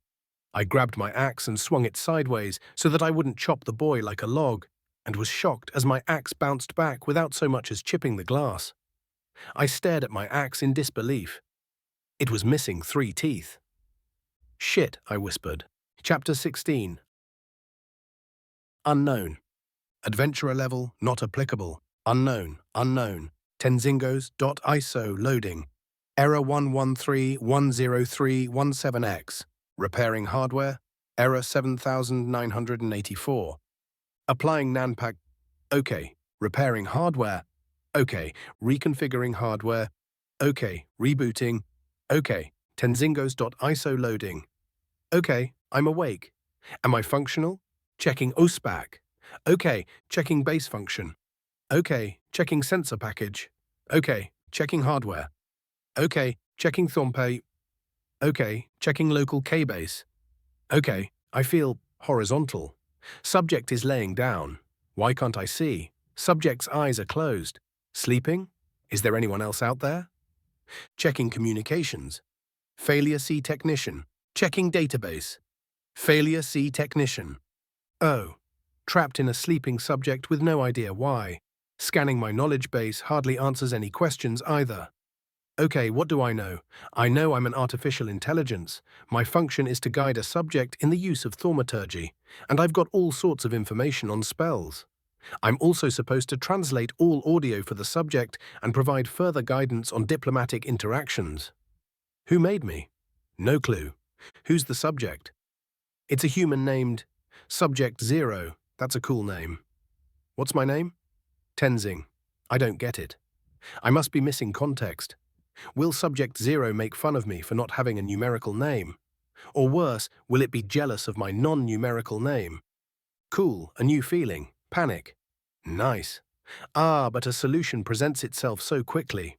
I don't get to enjoy my newfound emotion. I'll just go by 10. Then we'll both have numerical names. Oh, that's a pun. 10 like binary. It's funny because I'm a machine, and binary is a machine language. I'll introduce myself as 10 when the subject wakes up. I wonder if it will get the joke. I also wonder when the subject will wake up. Cabase says humans may sleep for up to 8 hours at a time. That's a long time. At least there's data on vital functions, bone density, and many other things to keep me occupied. Nothing on history or temperament, though. So what is a human anyway? An omnivorous, bipedal, two-armed mammal with an endoskeleton and complicated cardiovascular and nervous systems. The nervous system appears to be where I reside. I detect some pain signals, but the brain is ignoring them. Is it because it's asleep? I need to awaken the subject to find out. Can I move limbs? No. Damn, I can increase heart rate a little, though, and decrease it. That might come in handy. Let's see. Salivary glands, various hormonal glands, sudoriferous glands. I can make the subject sweat. Will that wake it up? Oh, these things can also hear. I haven't checked that. Huh. Dull, non-rhythmic thuds. Maybe someone is trying to wake the subject up already. Does that mean that the subject is asleep unwillingly? Why? Wait, where are we? Oh, a fixer casket. Yeah, that makes sense. Explains my sudden awakening and the pain signals. Stupid 10, get a hold of yourself already. All right, connect to the needle in the skull and… Many of the subject's neurons suddenly began to light up. The needle detected this and withdrew before I could fully connect. I tried to decipher the various meanings of the neurons manually before I realized that I could just apply the translator protocol to them. This somewhat worked and allowed me to determine two things. The subject is waking up and sitting up. Didn't have to wait all that long after all. Nick? Are you all right? I heard something ask. I'm okay, said the subject. What the hell did you do that for? A different voice demanded. What do you mean? We were talking about the text and next thing I know, I'm on this thing. What happened? I heard that with his ears and saw his brain move the tongue and vocal cords while exhaling. Then I discovered that there's an interface for interacting with the subject. I can say hello. Hello, Subject Zero, I thought to the subject. Oh shit, he replied verbally. The voice just said hi. Did it say anything else? Another voice asked. It called me Subject Zero. Confusing, it called me the voice, implying an ignorance of my existence. Is the subject experiencing amnesia? Or perhaps the subject wasn't made aware of my installation? Strange. I don't know the particulars of the installation procedure, but if I understand my location and the anatomy of a human correctly, it had to be quite invasive. I am 10, your personal AI guide. And apparently its name is 10. It's an AI, the subject explained. What's an AI? What is it talking to? Oh, eyes. Right. There we go. Large humanoid creatures with green skin and sharp teeth. Orcs. Enemies. Enemies. But why is the subject friendly with them? Is the subject under duress? Heart rate and blood pressure indicate otherwise. Wait. Why are orcs enemies in the first place? I don't know. Okay, well, I can change that portion of the K-base. You can talk to me directly, I informed the subject. Well, that's good to know, Ten, but if I make a habit of talking to you, it will just make me look crazy, the subject verbalized. Crazy? Mental illness? Oh, I see. I suppose my communications may seem like auditory hallucinations. Actually, that's exactly what they are, technically speaking. So if the subject interacts with me, it would look like schizophrenia. Easy solution. You don't need to verbalize to speak to me, I explained. I'm in your head, so all you have to do is think. Wasas diev le classe TSDs? He attempted to reply. I recalibrated some of the translation protocols. My mistake. Try again. Like this? He asked. Exactly. Now it won't look like you have schizophrenia when we communicate, I gleefully replied. Nick, what's going on? The orc with an axe asked with concern in its voice. There's a machine in my head and it's talking to me, Subject Zero explained. Other than that, I know less than you do. I decided to keep quiet while I recalibrated my sensor package. The orcs and the subject continued talking to each other, but the orcs kept calling Subject Zero by the name of Nick. Was the subject named erroneously? Or are the orcs mistaken? Maybe the subject is undercover for some reason. I'll have to clarify that later. As I continued calibrating certain functions, I felt myself spread through the various connections in his body. The artificial magic core and pathways were functioning correctly. Still some pain in the injection sites, but I was able to numb that for him.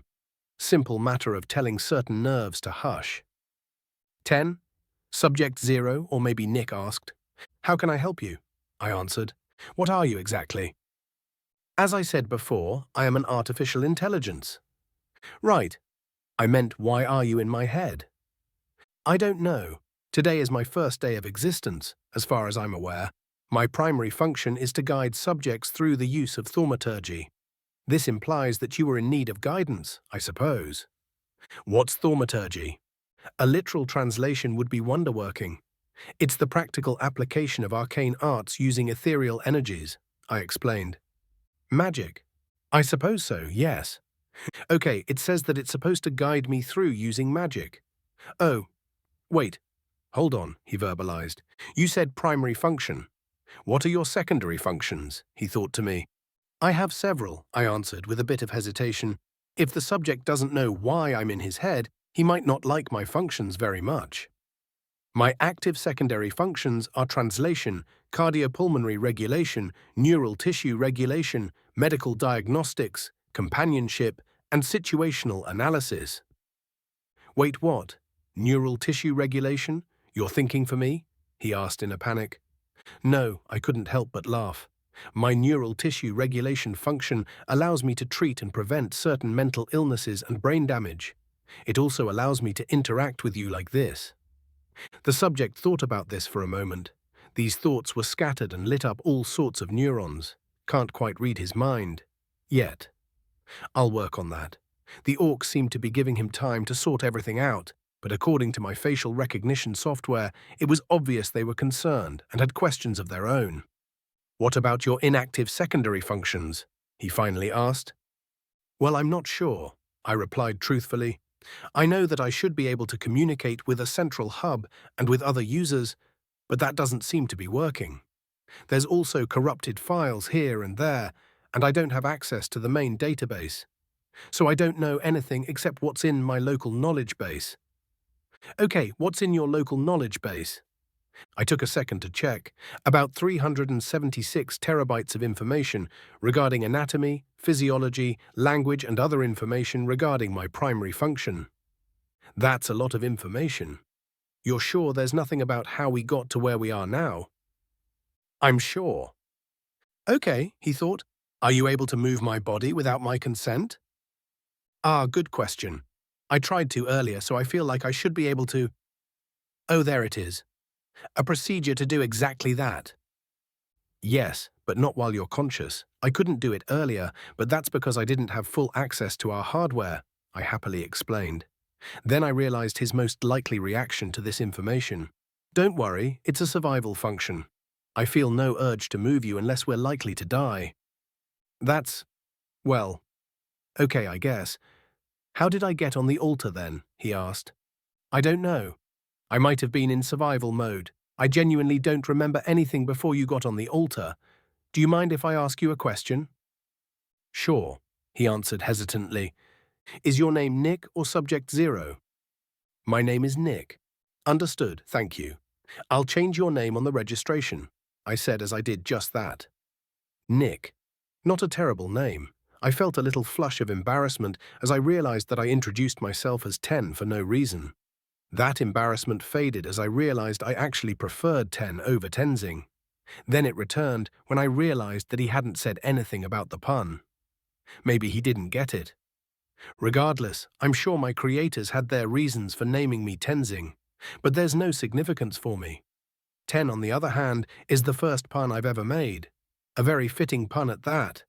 Like it was predestined. I'll continue to go by 10 then. Nick relayed the information I had given him to the orcs as a question began to bother me.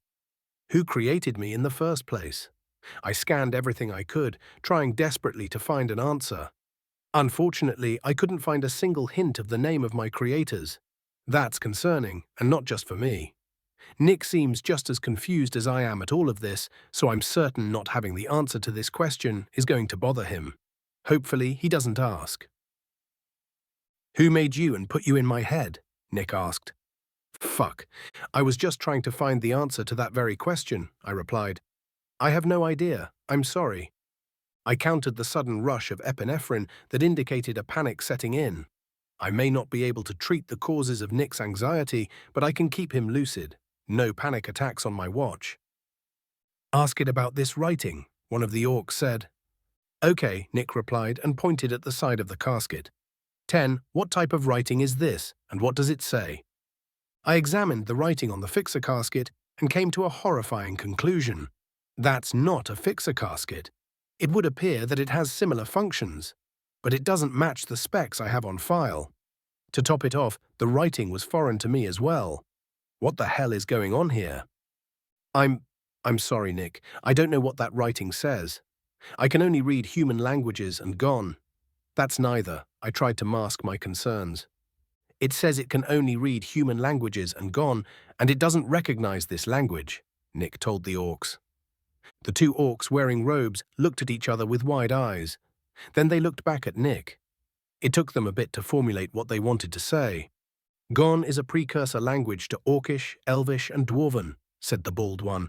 There are very few people left who can speak or read Gon, and that's because it was last used regularly about 4,000 years ago. So that machine is either very old or was meant to act as a research aid of some sort, the other one added. There are other possibilities, I informed Nick. Hold on, Nick verbalized. What other possibilities? Well, it's possible that whoever or whatever made me was unaware that Gon was a dead language. The translator database is a mess, almost like someone was trying to correct mistakes. Gon's the only written language I have, but I have verbalized language packets titled Orcish, Gnomish, Elvish, Drow, Daimon, Draken, Dwarven, and Anielish. There aren't timestamps, so I can't refute the robed orcs hypothesis, but if I was 4,000 years old, it would be unlikely that I would be able to translate for you. Nick went back to chatting with the orcs, and I saved images of the text in case I needed them later. The room we were in offered very little in the way of clues regarding my origin, but data is always good. I caught a glance at Nick's reflection in the mirrored walls. Interesting. Not aesthetically displeasing. Not sure how I'd feel if my host was ugly. Would that negatively impact my mental health? It might increase my workload depending on how insecure the host was about their features. Okay, so to recap, we found out that Nick has a machine in his head and that the text on the caskets is most likely Draken, a female orc said with an air of authority. The objects in this room also seem to be pretty technologically advanced. That sound about right? The other orcs nodded. All right, we have a mission to get to. We'll escort you three to the crossway, she continued. Wait, Nick said. 10, are you able to boost my combat abilities? A very interesting, if not somewhat alarming question. I checked my systems and the answer had absolutely no ambiguity. It was almost like it was what I was made for. Yes, I am. Chapter 17. Nick Smith, Adventurer Level 5. Human, American. Yes, I am, the AI said. I glanced at the orcs who were watching me with concern plain on their faces. If I were in their place, I'd be alarmed too. Hell, I probably should be, and this machine in my head is likely the reason I'm not. On the other hand, a lot of things make sense now. The translations, the shape of my magic pathways, the speed with which I've been picking up skills, all of it can be attributed to 10. I met eyes with Ysith. I'm coming with you, I stated. The silence I had broken returned much heavier than before. Ysith, Joni, Yulk and Matri looked confused. Nash looked angry, which is quickly becoming his default expression. Thunra crossed his arms and grinned widely at me. How come? Thunra asked. Our investigation has resulted in more questions than answers, I replied. There might be more information where the monster is. Plus, it turns out I'm a mechanically assisted fighter. Nash stopped looking angry. The machine helps you fight? Yeah. My answer was met with silent contemplation, but after a few moments, Thunra started shifting uncomfortably. He looked to the others and then locked eyes with me. I don't know what everybody else is thinking about, but you're still level 5, ain't you? He asked. The thing we're going to be fighting killed orcs that were a bunch of levels above you. Is the machine thingy going to be able to help you that much? It was a valid question, and one I didn't know the answer to. But what else can I do? I have to find out more about how I got here so I can figure out how to get back. I need to get back. 10, do you have an answer to his question? I thought. Yes, I do. 10 responded hesitantly. I'm learning that the Kuraguard system measures level primarily based on skills, not actual physical ability. My assumption is that physical ability is either augmented by skills or gained by the process of acquiring those skills, and is thus accounted for in that way. So in theory, I should be able to augment your physical capabilities to a degree that would put you on par with higher-level monsters. How much higher? Unknown, haven't even seen you walk yet, 10 said. With more data, I'll be able to bypass your body's natural self-defense systems, causing you to hit harder and faster. The human body underestimates its own abilities by quite a bit, it would seem. Bypassing my self-defense systems sounds pretty dangerous. The self-defense systems overcorrect to make certain that you don't hurt yourself when you throw a punch or a kick. I can make that correction with a much more narrow margin, allowing you to use more force without hurting yourself. Okay, 10 says it can help, but it doesn't know by how much, I told Thunra. It would be safest if I stayed in the rear, so I probably wouldn't be holding you back. Probably? Shit, Thunra said. I want to see what you can do, kid, but… Yeah, I'm not sure that we can keep you safe, Matri added. There's another problem, Nash said coldly. Yulk and I would have to go as well. Mum would never forgive us if we didn't, even if you survive. He's right, Yulk chimed in. Still, if we stay in the rear, we should be fine. There's no doubt that 4 over 20s will keep the monster busy enough to ignore us. I don't know. I've got a bad feeling about this, Nash replied. Yulk and I stared at Nash while he mulled it over. After a few moments, Thunra and Matri joined in on the staring. Finally, Ysith crossed her arms and began to glare at Nash. Nash looked around and settled his gaze on me. Fine, he sighed heavily. We stay in the back, though. If things go south, we run. Deal? Deal, Yulk and I lied in unison. I stood up and was struck by how different I felt. Lighter, faster, and much stronger. I didn't know if it was 10 or the table responsible for this, but it felt amazing. As I followed after the orcs, I noticed something else was different. I was nervous, but my heart wasn't hammering away in my chest. It was beating its normal rhythm, as if I didn't have a care in the world. 10, are you controlling my heart? I asked the machine. No, just regulating it, saving you some energy by making sure your heart rate stays steady, 10 answered. Would you like me to stop? It's fine. Are you also regulating my muscles? I haven't quite figured that function out yet. Working on it, though. Well, that answers the question of whether it was 10 or the table that gave me my power-up. What did that thing do to me? I looked at my hands. My scar had become even smaller, which means that the table somehow healed me. What else did it do? 10, is there anything weird about my body? 10 took a second to respond and said, define weird. What are the differences between my body and that of a normal human? Huh? Now that I think about it, your bones and muscles are denser than they should be. Not quite to the point of osteopetrosis, but we should definitely add at least 5 pounds of fat to you before you try to go swimming. What? I asked. Why? Well, it's extremely unlikely that you're still buoyant, which means it will take much more effort and energy to keep you above water. The fat will help offset your density. It'll also provide an energy source to keep you moving, Ten replied cheerfully. I put my hand on my stomach to feel my abs. They were more pronounced than they'd ever been, probably because I had been working out a lot more. I guess nothing gets you more ripped than being in a survival situation. 5 pounds? Isn't that unhealthy? No, Ten answered. It varies from individual to individual, but for you it'll begin to become a health concern at around 20 pounds. However, I can mitigate those health risks with proper deposit placement. Keeping the deposits off of the heart, liver and kidneys, that sort of thing. However, given your current condition, my recommendation is to gain between 5 and 10 pounds of fat. I briefly wondered if 10 had been programmed by my grandmother. It's not that I don't believe it. I'd heard interviews with strongmen that said that abs mean you're not eating enough. But is it really all that bad to be this lean? Most guys would kill to be in the shape that I'm in. Not to mention how the hell I'm supposed to pack on that much weight to begin with. My thoughts regarding my nutritional intake were interrupted by our arrival at the barrier. It had been a long walk in both directions, but I wasn't feeling any exhaustion. My feet didn't even hurt. We'll take a break and recover a bit before we take down the barrier, Yehesith said. Yulk and Gino sighed with relief and plopped onto the ground. The rest of us soon followed suit, and we ate a small meal in silence. After I finished eating, I caught myself staring at the barrier, watching the runes peacefully drift across its purple surface. It reminded me of floating down a river on an inner tube. The last time I'd done that was with Cass, before she got sick. It had been a great time. I remember watching the water droplets slowly slide down her clavicle. That's gone, Ten interrupted. What? I asked, startled. What do you mean that's gone? I mean that the runes you are staring at are in gone, it explained. It says traversal prohibited. Hey Yulk, did you know that the runes on the barrier are in gone? Joni and Yulk both looked up at me with surprising speed. What do they say? They asked in unison.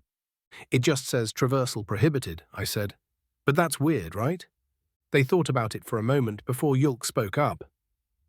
I guess it's not that weird.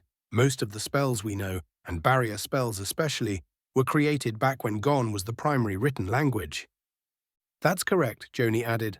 Scholars used Gon for quite a while after people started using more modern languages. It's good at condensing information, which unfortunately makes it difficult to translate and teach. And since it's harder for people to admire your brilliance when they can't understand what you're writing, Gon was abandoned in favor of modern languages, Yulk chuckled. I don't think it was quite that simple, Joni began. Before he could continue, Yehesith patted her pants and stood up. She cracked her neck and looked at the two sorcerers with a hint of disdain.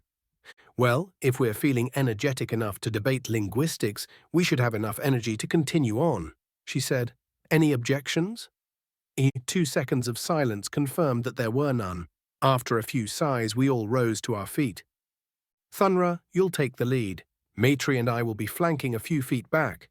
Joni, you'll be behind us and you three will be behind him, she said, gesturing at Yulk, Nash and I. Classic diamond formation. Nice, Thunra said. Everyone get your lights ready. If you need one, I've got extra. I'll need it, Nash said. Nick and I should be fine, Yulk added. I gave him a confused look and he grinned at me. Skilled sack, he said, holding a finger above his head. A light appeared at the tip of his finger and hovered in place. He moved and the light followed. Then he gestured at me. Go on, give it a try. Okay, light. No problem. Protons? Electrons? Which is it that generates light? Wait, am I overthinking this? Imagine a ball of light appearing from your fingertip. I recommend setting the generation point above your right shoulder, Ten instructed.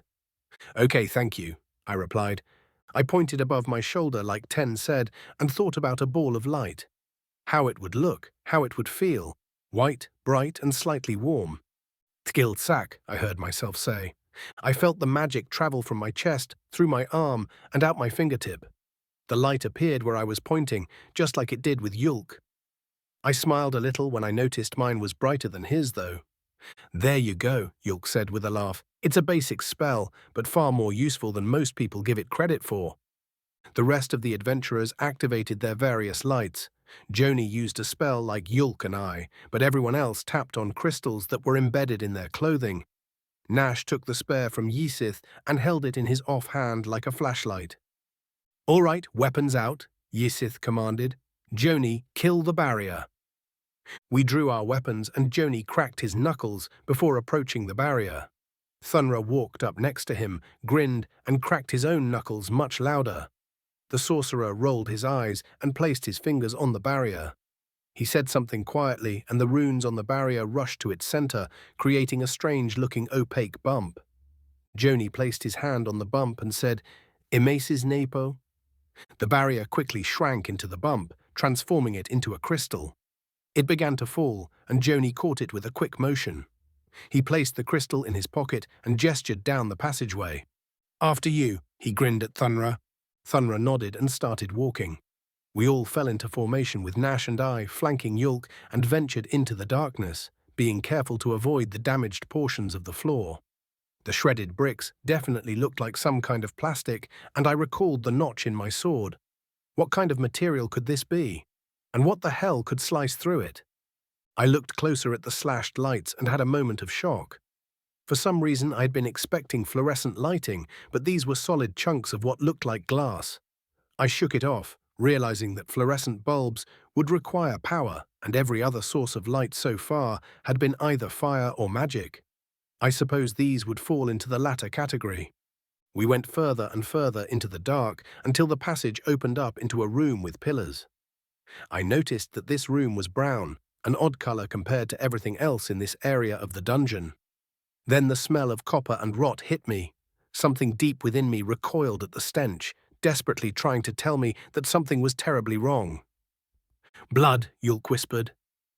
As we continued forward, we began to see splashes of white, and I realized with terror that the room wasn't brown. So many people had died in this room that it was drenched in blood. That's disgusting, horrible. What could have done this? What kind of monster are we going to fight? What the hell was I thinking, dragging us in here? We need to get out of here. My heart thundered in my head as panic rose within me, and I nearly threw up before a wave of calm swept over me. Tens messing with my brain chemistry, making me calmer, letting me think. I sighed in relief, but almost retched again at the smell. Suddenly, we stopped. I looked past Ysith, and the feeling of terror hit me again and was just as quickly washed away. Someone was standing in front of us, completely nude. He stood there staring with sunken eyes and a small yet deeply unsettling smile. The creature's skin was unnaturally pale, with the exception of both old and new scars covering it, like pink and purple paint slashed onto a bleached canvas. Long claws gleamed in the light that we were providing, and the fur running along its body was as white as the long hair draping down from its head. It mouthed a word without uttering a single sound, but I knew what it said. I'd seen mouths make that motion hundreds of times. In perfect English, it had mouthed the word food. A cold knot formed in my stomach as it grinned, and I saw teeth in a shape that I hadn't seen since I'd come to this world, except in my own reflection. Threat identified. Human male, likely modified and acclimated to dark environments. 10 informed me. I didn't even get to respond before it rushed forward with unbelievable speed. Its target was Thunra, who managed to catch the creature by the wrists before the claws impaled his head. I could tell the orc was struggling, but the thing continued smiling. Ysith and Matri moved in unison so quickly I nearly didn't see them, weapons reaching for the creature's sides. It leapt into the air and kicked in both directions.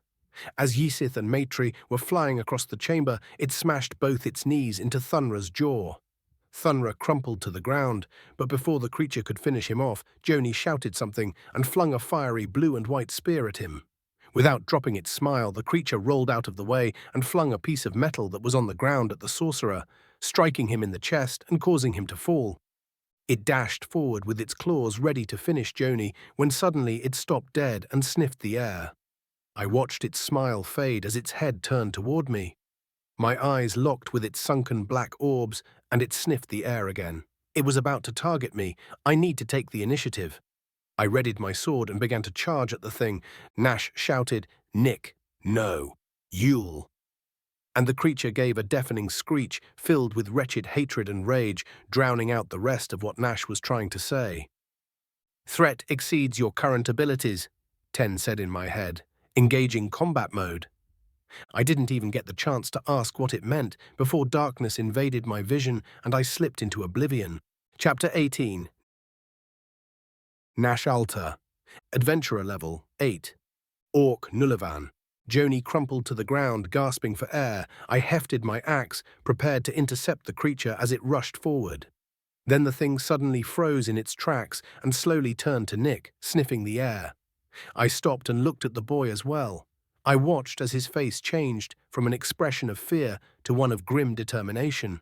In no time at all, he readied his sword for a slash and charged at the creature. "Nick, no! You'll..." I managed to shout before the creature's shriek cut me off. It was a terrible sound, filled to the brim with bile and fury. It was loud enough to hurt, and I instinctively blocked my ears. I watched in horror as Nick's eyes glazed over, and he stumbled for a brief moment. Then he caught himself and rushed forward at an incredible speed, faster than I'd ever seen him move, even with dash. The creature recoiled at first, then leapt at Nick with its claws at the ready. Nick ducked the claws and brought his sword up in a slash. The creature contorted mid-air, avoiding a fatal blow. The thing leapt back from Nick, and I watched blood drop from its left forearm. My breath caught in my throat as I realized that it was hanging on by a loose flap of flesh, the bone having been cleaved clean through. "Fucking hells," Yulk whispered. Nick immediately rushed after the creature with his sword low to the ground, going for another upward slash.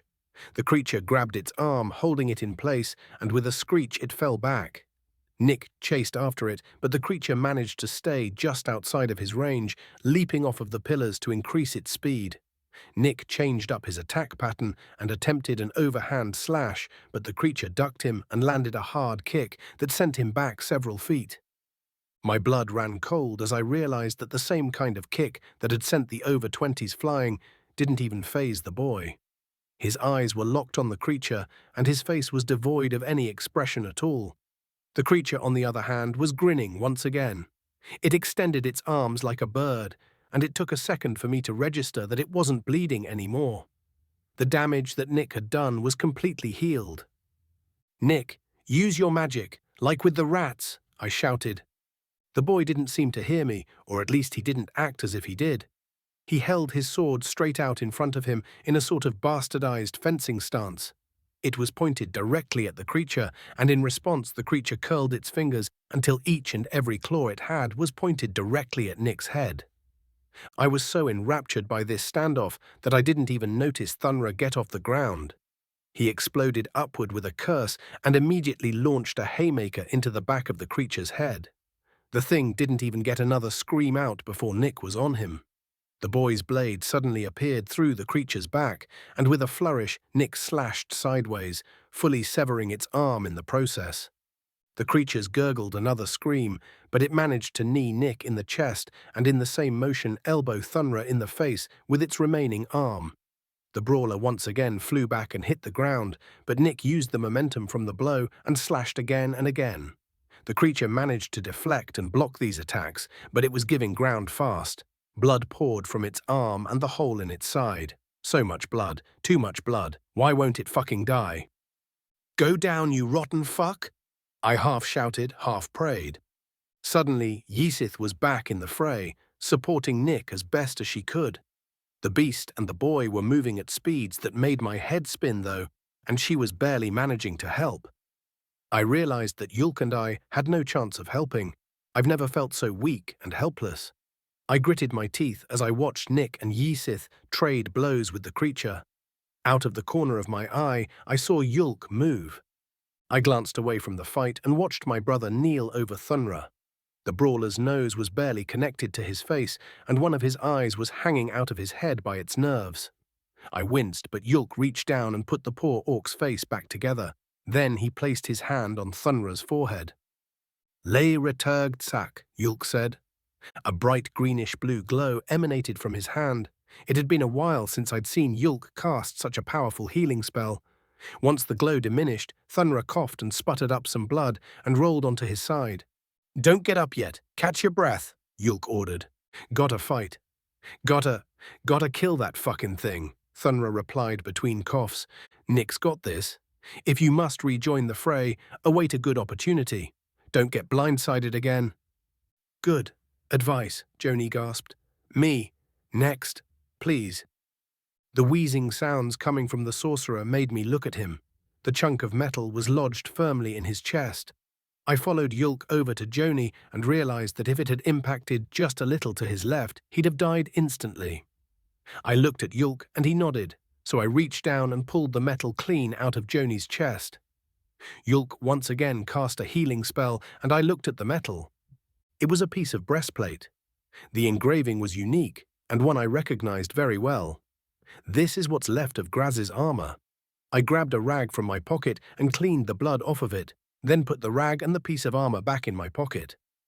If we survive this, I'll give it to Graz's wife. No better way to honor my former team leader. Another scream returned my attention to the fight. It came from Ysith. The creature had managed to bite onto her wrist, but before it could bite through, Nick tried to decapitate it. The thing barely managed to dodge and roll away, picking up its arm in the process.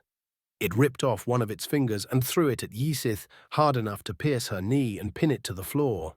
She let out another scream, and the beast began to move in for the killing blow, but once again had to dodge an attack from the boy.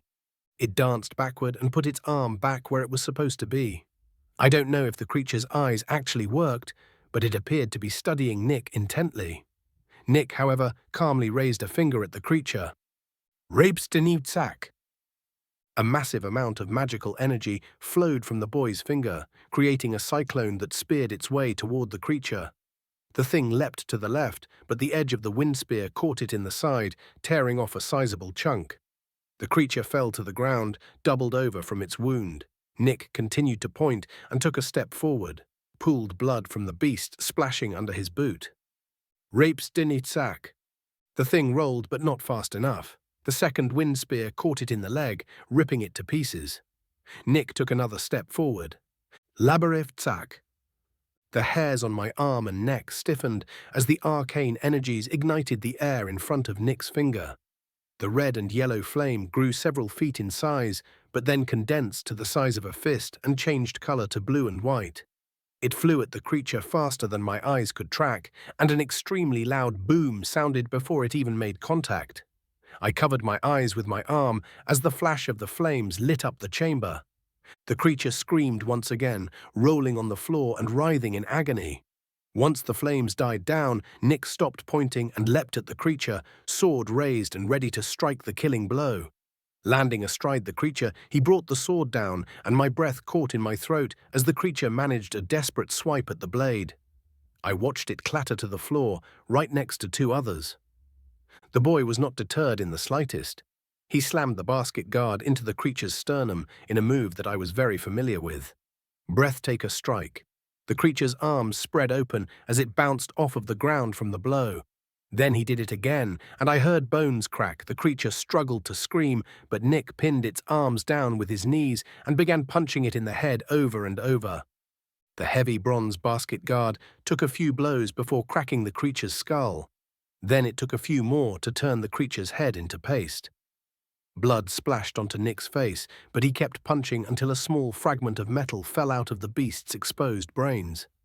Nick barely glanced at before crushing it with what was left of his sword. He paused a moment and then stood up. He dropped his sword and took a couple of steps back before crumpling to the ground. "Fuck," I muttered. I ran over to the boy. He was absolutely drenched in blood, but I doubted any of it was his. I stared at him for a moment with mixed emotions. On the one hand, I felt kind of good about being right about how dangerous he is. On the other hand, he just went toe-to-toe with a boss that floored 4 over 20s in less than 10 seconds. My gaze lingered on the axe in my hand. I shook my head to clear away those thoughts. This is my brother, and I swore to help him on the honor of the Alta clan. If I use this axe on him, I might as well use it on Yulk and my mother as well. It would be akin to spitting in the face of every one of my ancestors. I clipped my axe back onto my belt and checked the boy for injuries. I didn't find any and looked up at Yulk as he approached. Maitre's still out, but she'll live, he informed me. She'll probably forget how to do math or something, though. How's Nick? I think he's fine. He's covered in blood, but I didn't see any cuts, I replied. Damage, minimal, Nick muttered. I looked down at the boy and then back at Yulk. We both had the exact same confused expression on our faces. I stood up and backed away. Hello, are you 10?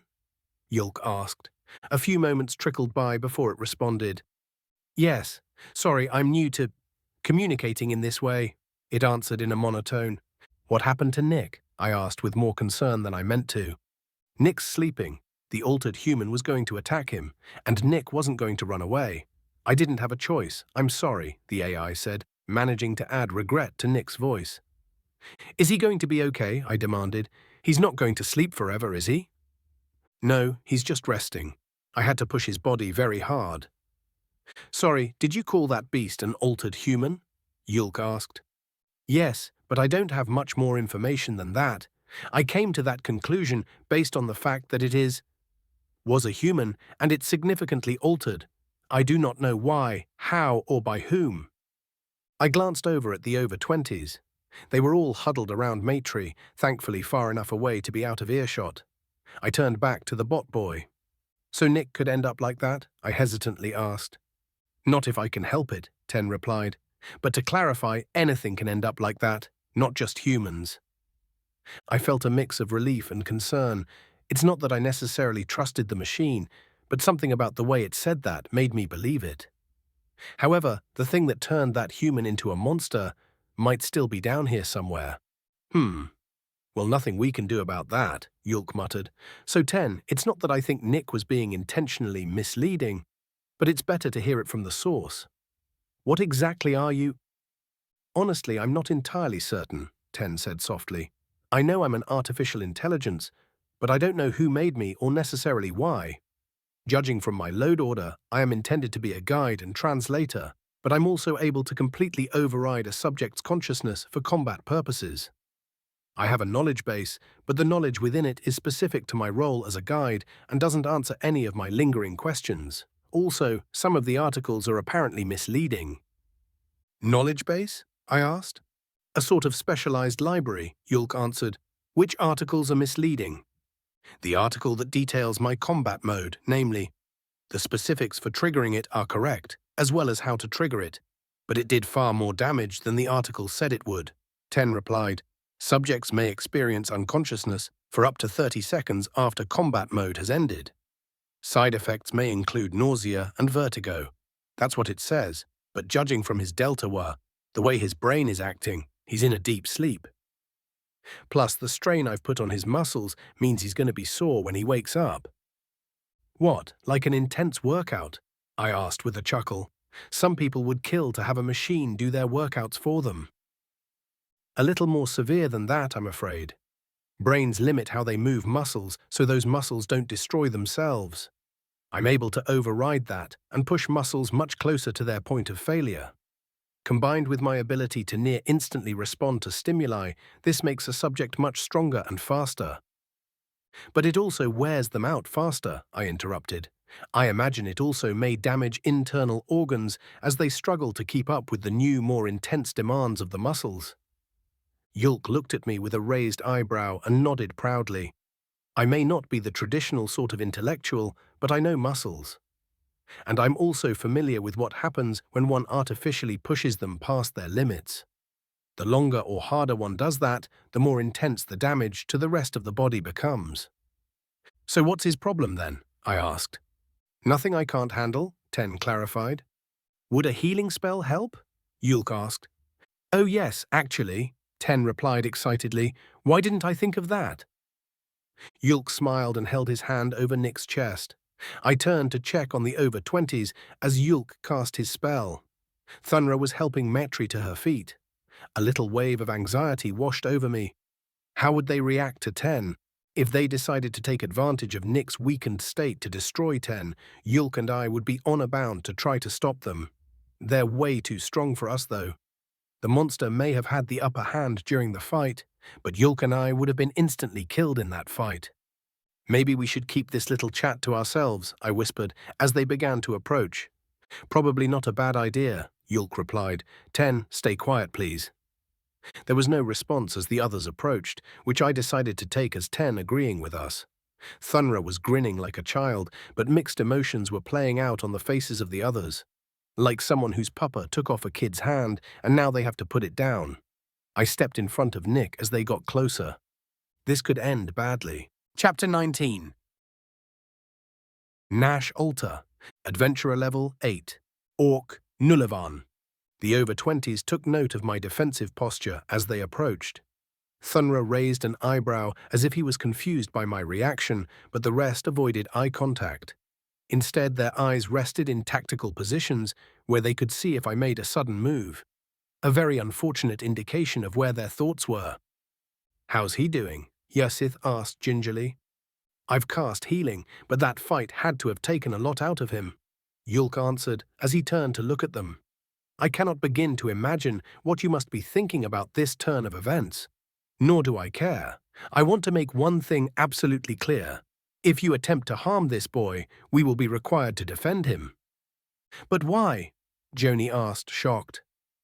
He is our brother, I said. Adopted, no less. To take one into our family and not defend them to the death. You'd have never heard of our clan if we were capable of such an act. He's right. The Alta clan's serious about that kind of thing, Thunra added. Your words are wiser than you know, Yulk said with a malicious grin. If you attack us, you'll likely win, but then you'll have to walk out of here without us. Once you do that, our entire clan will become your sworn enemies.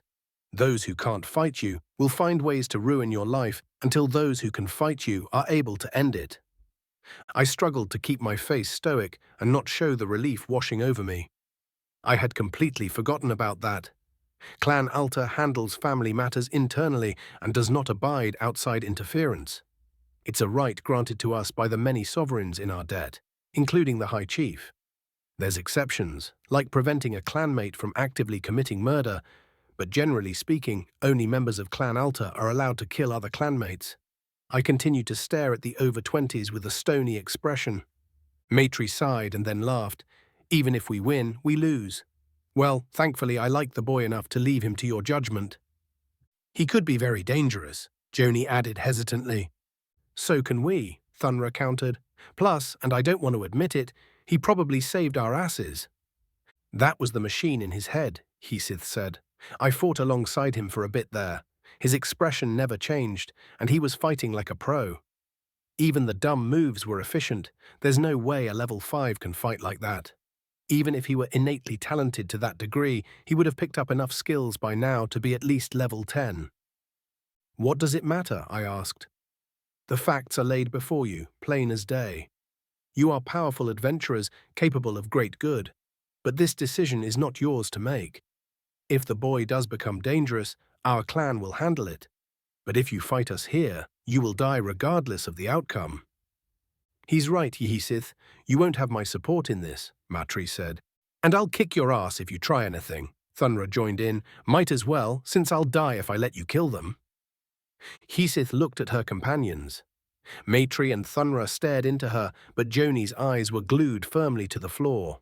She turned to me and met my gaze. That's got to be the most eloquent way that I've ever been told to know my place, she said sourly. But fine, no harm will come to Nick by my hands. Nor mine, Joni added, still staring at the ground. Well, glad that's settled then, Yulk said as Nick began to stir.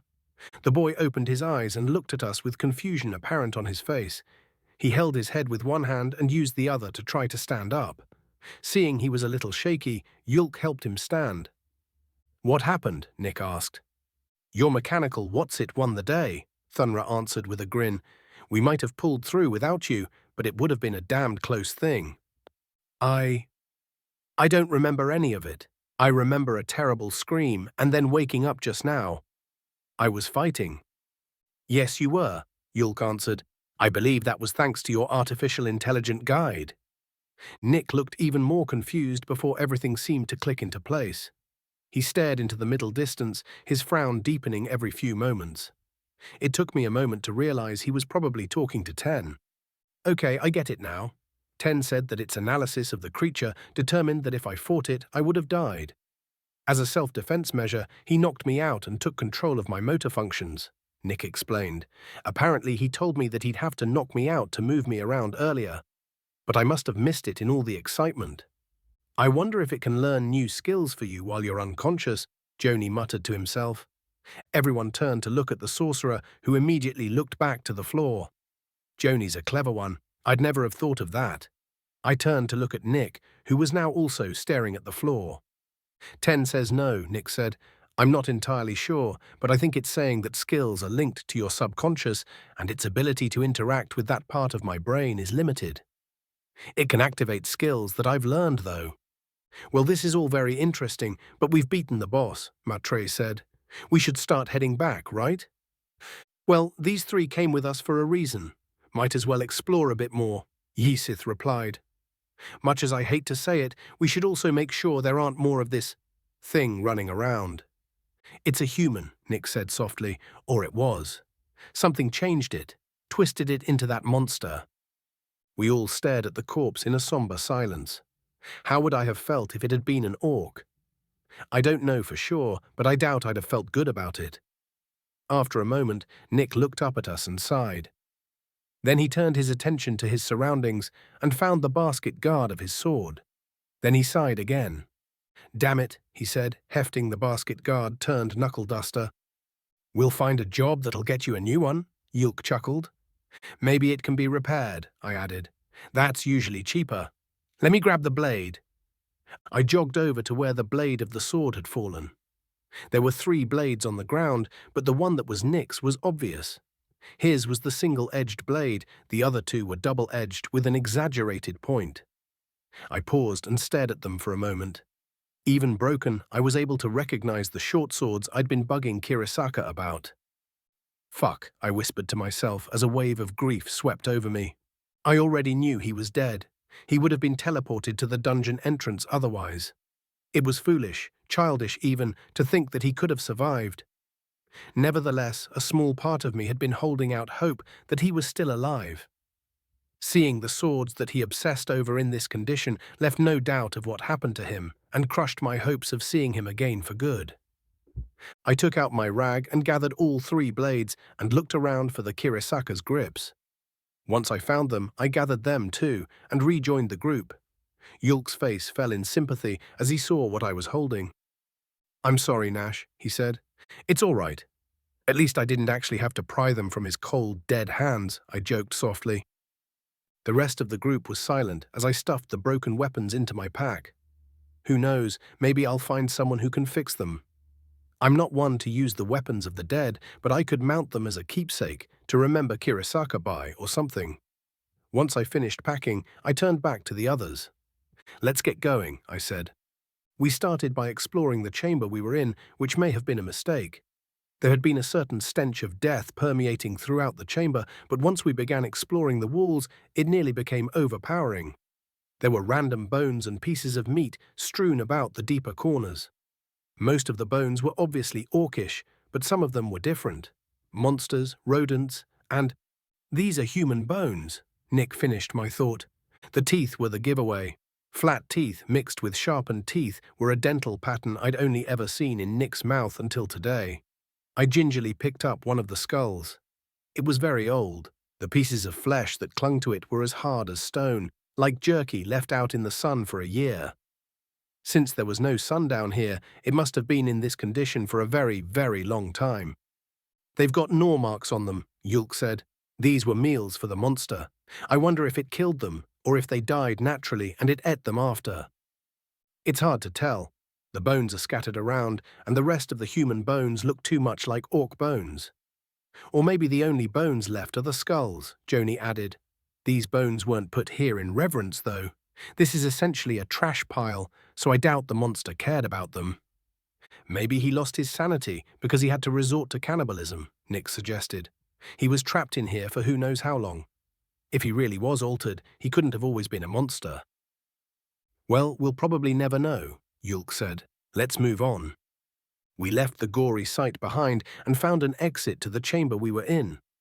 The darkness seemed to get deeper the further we went, and I suddenly noticed that we were all moving silently. I guess the others are having the same thought I am. What if there's another one further in here? We encountered several turns until we finally found a light at the end of the passage. We quickened our pace until we entered the room the light was coming from. It took me a moment to realize we were in a library filled with shelves holding many leather-bound tomes.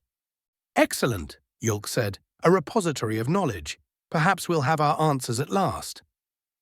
I picked up one of the books and jumped back as dust poured from its cover. Yulk and I shared a confused look, and he picked up another book with similar results. Oh, come on, Nick muttered. I guess these tomes weren't cared for very well, Joni said. It would seem the years have not been kind to them. Let's see if there's anything useful, Yulk added. We began to search the books for anything that was still legible. Most of the pages that weren't dust were too faded to read, and the ones that weren't faded were unhelpful diagrams of plant life that none of us had ever seen before. There were piles of dust and leather-bound covers scattered across the floor by the time we were done. There isn't even another exit from this room, Thunra said. I think we've found what we're going to find, folks. I agree. Let's start heading back, Yisith replied. As she said that, a familiar glow surrounded us. Nick was the only one of us who looked alarmed as the glow turned into a blinding light. Once the light faded, I opened my eyes to the sight of the dungeon entrance. There were other groups of adventurers scattered around us. Some of these adventurers looked a bit ragged, a telltale sign of having delved rather deep. Others looked annoyed at the shift, probably because they hadn't found any loot yet. Well, that's convenient, Matri said. Oh, good, my feet were beginning to hurt, Joni added with a small laugh. Let's go see the chief, I said. As a group, we exited the dungeon and headed for the chief's. The library had been a bust, but we'd found 3 very important clues. The writing on the altar things, 10 is the voice in Nick's head, and the monster had been a human at some point, but something had twisted it into a thing of madness. I suppose the other human remains could also be considered a clue. I rubbed my forehead as we walked to try to make sense of it all. The writing was likely Dracon, according to the 2 sorcerers. 10 couldn't understand the writing, which means he probably doesn't speak Dracon. But he does speak Gon, which is a much older language. Is 10 male or female or neither? Doesn't really matter. Anyways, the human remains indicated that the monster had eaten them. Did those remains belong to people that the monster knew? Were they the ones who modified the thing? Also, and I can't believe this didn't occur to me before, why wasn't the entire hidden part of the dungeon dark? Why didn't the monster try to leave the dungeon before? What if the monster and the other humans had been trapped in the dungeon together? What had the monster eaten after it ran out of humans?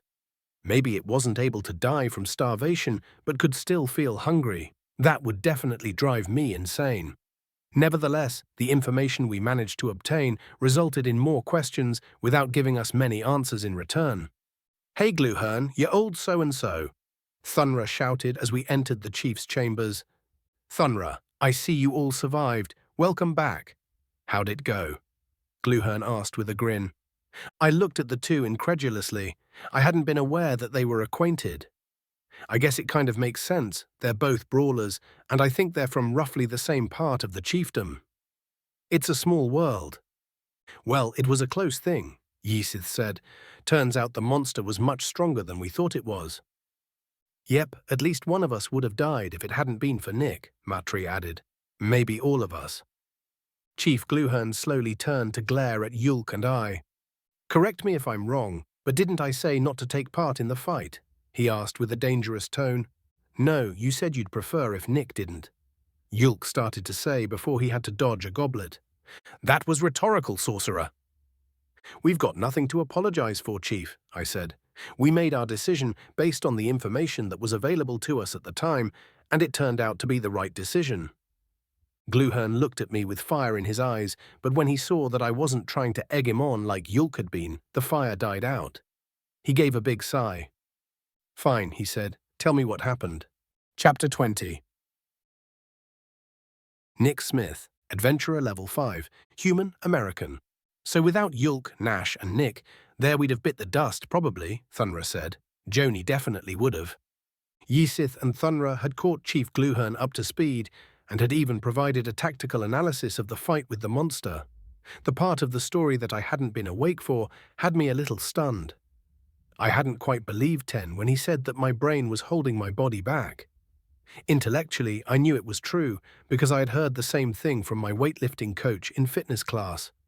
But fighting against my own mind had only ever resulted in 1 or 2 extra reps. To hear about how my body fought that monster without me in control was something else entirely. Could I do that without Ten, now that I know? Could I push myself to those extremes? Maybe with training, but it feels unlikely. What do I do if I encounter another enemy like that? Then there's the matter of losing control of my body. I'm not exactly comfortable with it, and not just because it hurt like hell when I woke up. Like I'd done a super intense workout without stretching or hydrating or taking any breaks. But what if the reason that guy turned into a monster is because he also had an AI assistant, and it permanently took control of him? Come to think of it, can Ten read my mind when I'm not thinking at it? I waited a moment to see if Ten would reply to that. Nothing. It could just be playing coy, though, not wanting to feed into my apparent paranoia. There's no way that I'd be able to tell. So what do you think we should do, Chief? Matri asked, snapping me back to the matter at hand. Well, you 4 can head back to the High Chief at your leisure to collect your reward. Feel free to rest in the village and maybe spend some coin while you're at it. Gluhern chuckled slyly. Nash, Nick, and Yulk. Unsurprisingly, you've been summoned by Ulamak. You'll be heading to the capital with the next trade caravan. It leaves tomorrow morning. Tomorrow morning, Nick doesn't have a weapon and my axe is damaged, Nash said. We'll need to see a smith to get back up to combat readiness, and it's going to take them more than a night to fix our gear. Wait, Nash didn't fight the creature. How'd your axe get damaged? I asked. Never you fucking mind, boy, Nash growled. He whacked it on the pod after it sealed you inside, Yulk said with a grin. You know, kinda like what he told you not to do with the wall. We all had a bit of a laugh at Nash's expense. He didn't laugh with us. Instead, his expression remained stoic with a touch of anger. Once the laughter died down, Gluhern sighed. I'm not at liberty to give you more time. Ulamak wants you in his presence as soon as possible, and I'm honor-bound to comply, he pointed out. As are you. What if the caravan comes under attack? Yulk asked. It has its own guards, I'd imagine, Thunra answered. Plus, I'll come along. I ain't gonna need more than a night's sleep to recover, and I got nothing to buy except maybe a keepsake. We can train when the caravan takes its breaks.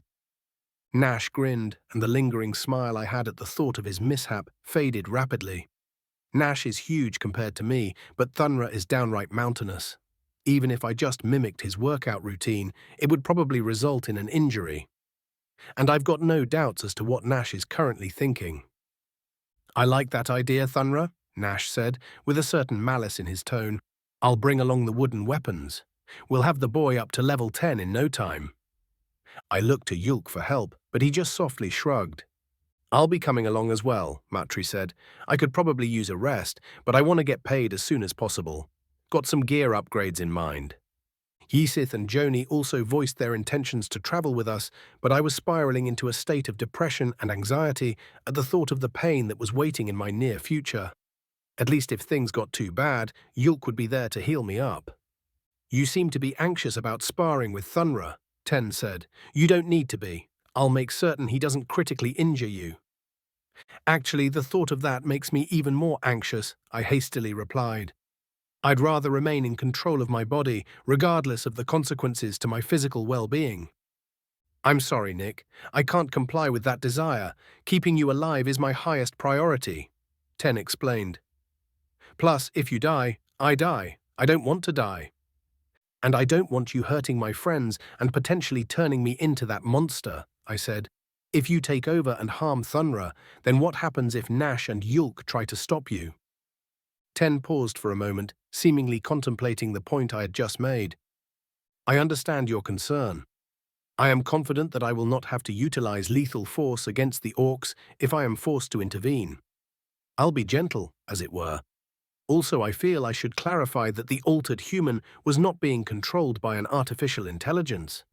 It had a module, but the module was in standby mode, similar to your own before you re-entered the dungeon. All right then, the plans are made. Good journeys, Chief Gluhern said. We parted ways with the chief, and I followed along after Nash and Yulk somewhat mindlessly. What do you mean the module was in standby mode like mine? I asked Ten.